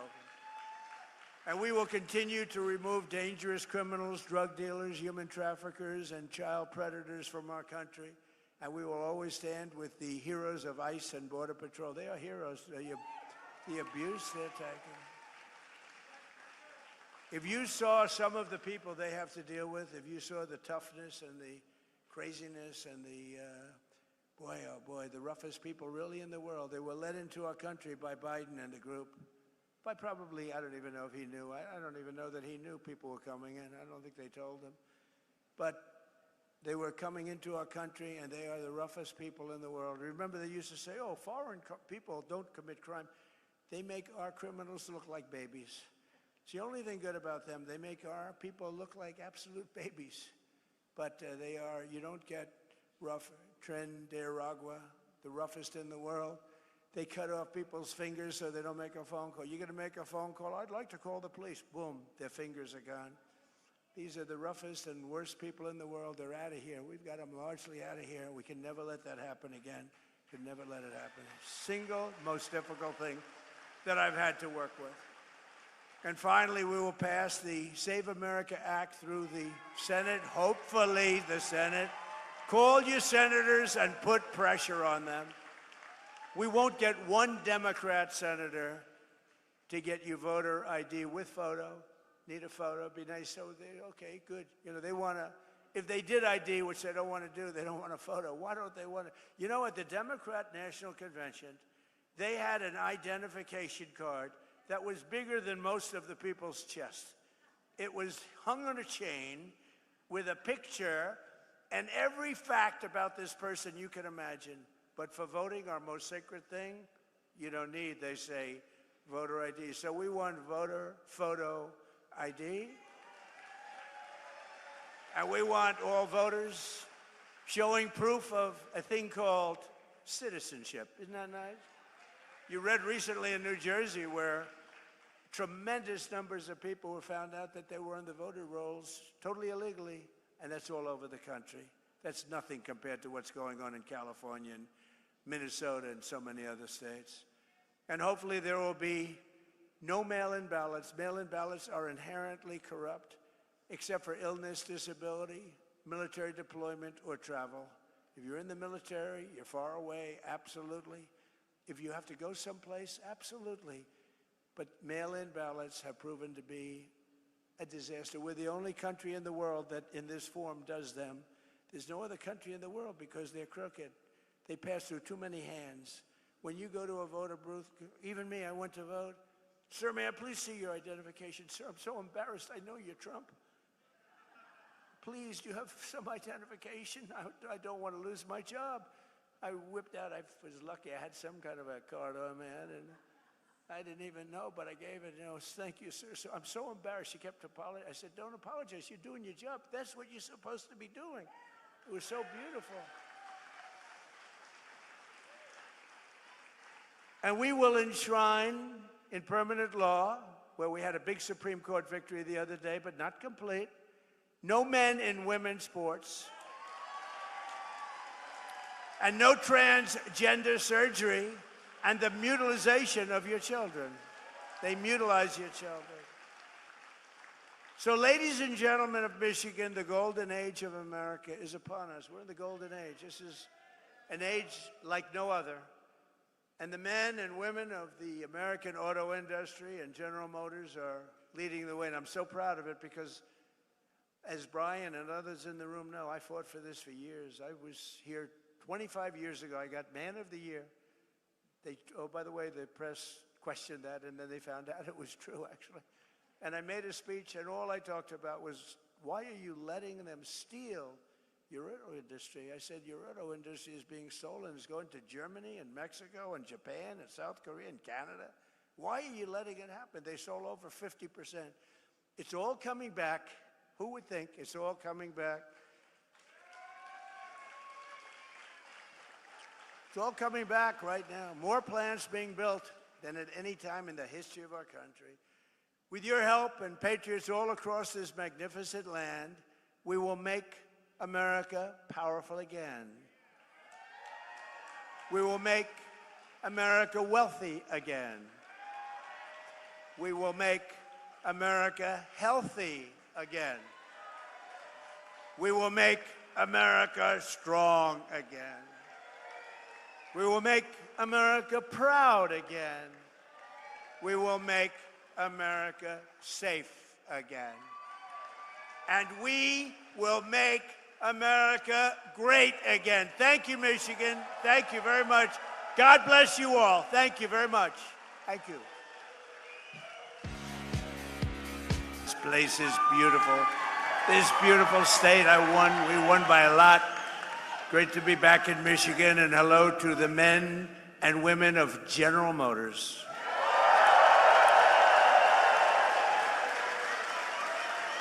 And before we begin, I have to say, so I had a wonderful father, right? And he was a hard worker. He was in the real estate business. And for him, super luxury. This is all he didn't want planes. They didn't have planes in those days, I don't think. He didn't want anything. You know what he wanted? A Cadillac every 2 years. This was to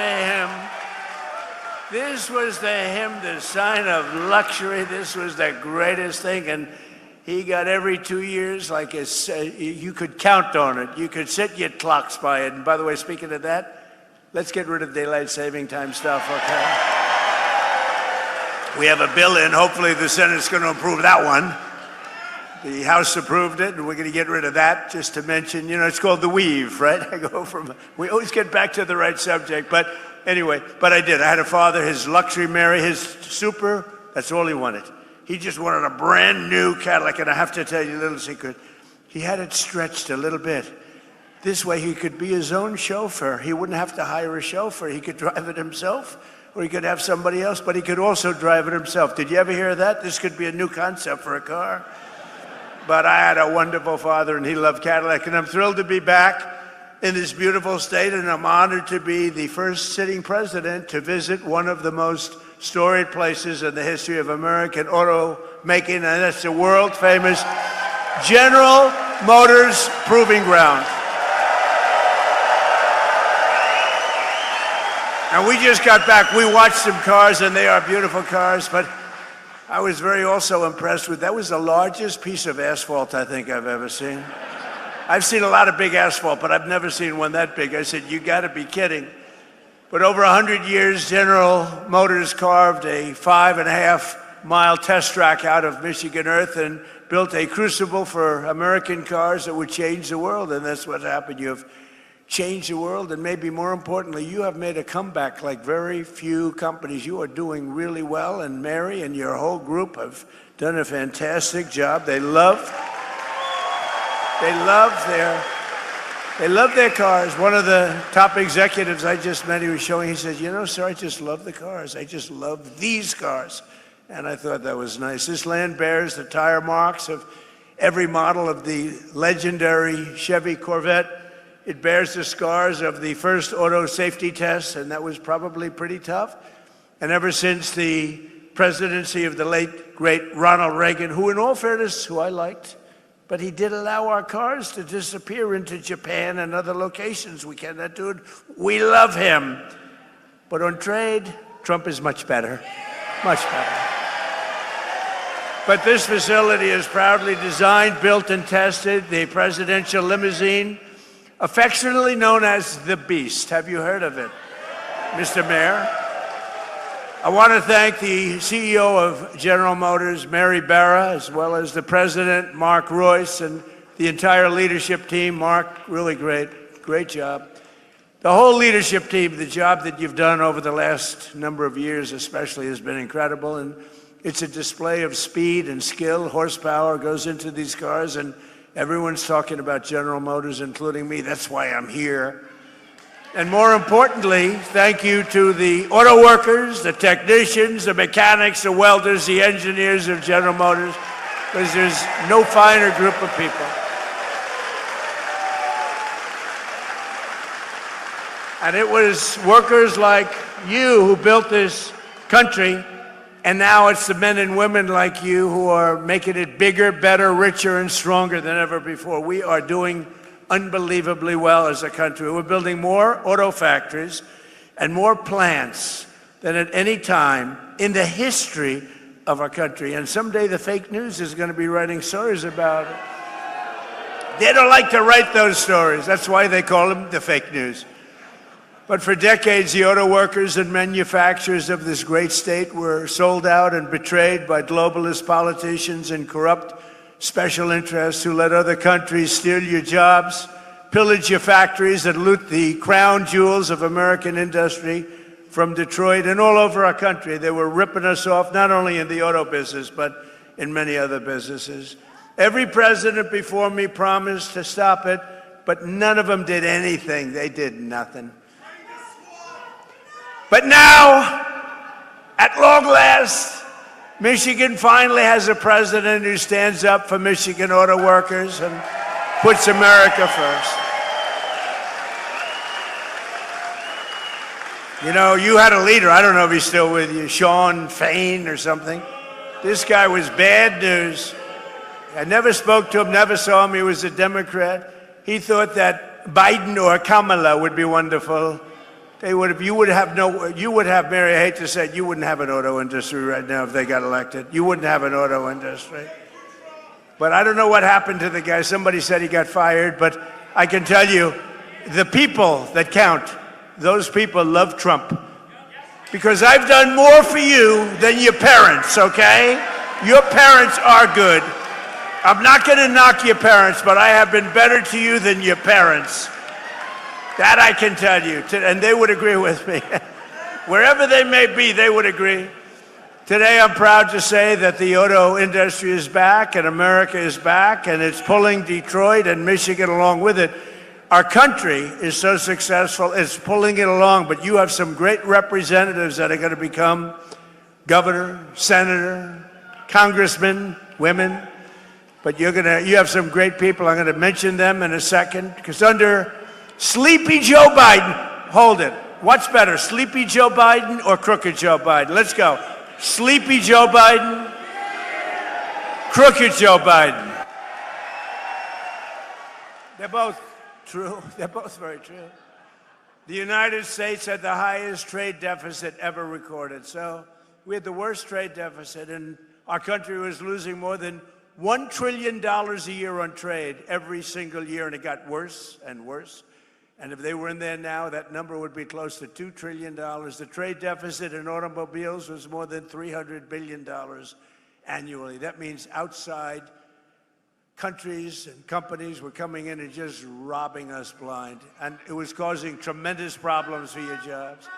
But now all of that is changing because I placed historic tariffs on foreign producers and manufacturers, including a 25% tariff on foreign automobiles, something that no other president had the courage to ever do.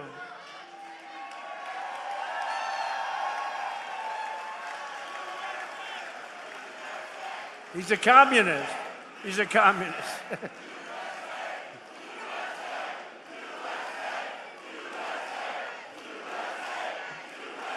Thank you. He's a communist. We're running against communists. Now, this is great. What's going on? But we're going to win very big. No, I didn't even hear the guy, I think. You see what they want to do? You see what they want to do? They want to take your houses. They want to do things that nobody's ever even thought of before. They want to take your money. They want to raise your tax up to 80%. I gave you the biggest tax cut in the history of our country, so we'll keep it that way. And I said this morning, they also want to fire the police. They don't want police and they don't want prisons anymore. I think that's a great idea. Does everybody like that idea? No police. They want no police and they want no prisons. Where are these people coming from? But I also put a 25% tariff on all foreign trucks. So I called Mary about a year ago and I said, I hear that foreign trucks are killing us. She said, that's true. I said, congratulations. I'm going to put a 25% tariff on the foreign trucks. And you are doing a phenomenal business now with trucks. So they were killing us in trucks, and now we're killing them. My policy is simple. If you make your your car in a foreign country, you have to pay for the privilege of sending it into our market and making a lot of money. But if you build in a factory in Michigan or someplace in our country and make your automobiles or trucks right here in America, you pay zero tax and zero tariff. You pay zero tariff. There are no tariffs. And we've taken in hundreds of billions of dollars for the country aside from it, but we keep a lot. As an example, Europe is being taken over by the Chinese cars. You know that, right? Mercedes-Benz is being absolutely decimated. BMW, good companies, decimated. Volkswagen, decimated. They don't do anything about it. We don't have, to the best of my knowledge, Mary, one Chinese car in the country. They have 100% tariff, and our automakers are doing, I think, business like you've never done before, right? Right? You're doing more business, better business, bigger business than you've ever done before. In 18 months, we've slashed our trade deficit with China by the largest amount in history. Nobody can believe it. You know, if you get it down a half a point, it's a lot. We got our trade deficit down by 71%. 71%. Worldwide. 1 year ago, our country was dead, and now we are the hottest country anywhere in the world. We're the hottest country. Everybody is respecting us. You know, they respect us again. They respect the United States. I think they respect us more than they've ever. We did this in a year and a half. In 4 long years of sleepy Joe Biden and his crazy administration, they're communists. They were communists. That was the beginning. He wasn't, because he had no idea what the hell was happening. They said, Joe, let's go communist. He said, what is that exactly? They got less than $1 trillion. So think of it. In 4 years, they had investment of less than $1 trillion. 4 years, less than $1 trillion. In 1 year, my administration secured commitments of more than $19.2 trillion from all over the globe. Think of that. 1 year, 19.2. If they got in, and they were essentially, they didn't think of themselves as communists, but they were. But now you have down and out communists. I mean, these people are down and out. And remember, you go communist, nothing good happens. That's been proven for 1,000 years using different names. But right here in Michigan, General Motors is expanding operations at its Factory Zero. Do you know what Factory Zero is? What the hell does that mean, Mary? Factory Zero? You're going to have to explain. In Detroit, to produce some of America's most iconic vehicles, including the Chevy, well, I hear it's good, Silverado, right? The Silverado, really hot, right? It's going to be hotter after today. The GMC Sierra, the world-famous Hummer. I got to look at some of these. In fact, I said to Mary, how about sending me a couple? And one and only the Escalade. You know, we ordered, I think, 250 Escalades, right? We ordered 250 Escalades. That's so we look sharp in those cavalcades, you know? We look sharp in those Escalades. Our guys are very spoiled. They're very spoiled. They like the Escalade, so do I. They were great to deal with. General Motors, they're making literally 250 of them, and it was about time. In 2026, GM increased truck and SUV production by 20%, and in the past 2 years, the company's invested $9 billion in bringing factories home to the USA. They're coming back home because, frankly, when they build here, there's no tariff. It's really not complicated. A lot of people don't understand that. They say, oh, what does it mean? They have no idea. They don't have a clue. But Mary understood it. Her whole group understood it, and they're coming back home where they belong. So I just want to congratulate General Motors. That's why I'm here today. I'm very proud of General Motors. For years, you watch companies move production from America down to Mexico. Mexico. I love the way there's a very nice president of Mexico. You know that. She's very nice, and she speaks beautifully, and she calls it Mexico. So I said to a group the other day, and we will stop all business going to Mexico. And they didn't know what the hell I was talking about. It didn't come out as well, Sean. It didn't come out as well. This is a great gentleman, heads up transportation. He's also world championship tree climber, 5-time champion tree climber. Can you imagine? I only hire these crazy people that do things like that. He was the lumberjack. He was the world champion going up a tree 100 feet, right? That's high. I saw an old picture of you doing it. I said, he's crazy. That's why I like him. But he's a 5-time world champion. You know who that is. So, and his wife maybe is even superior, a big star of television, Rachel. She's doing all right. Sean Duffy, Rachel Campus Duffy. But you know, I liked him a lot. I always liked him. But when I heard he was a world champion of a tree, but any kind of world champion I'm okay with. When you're a world champion of anything, but that's pretty good. But down in Mexico, and they're coming back, and production's moving from Mexico, and companies are actually moving production from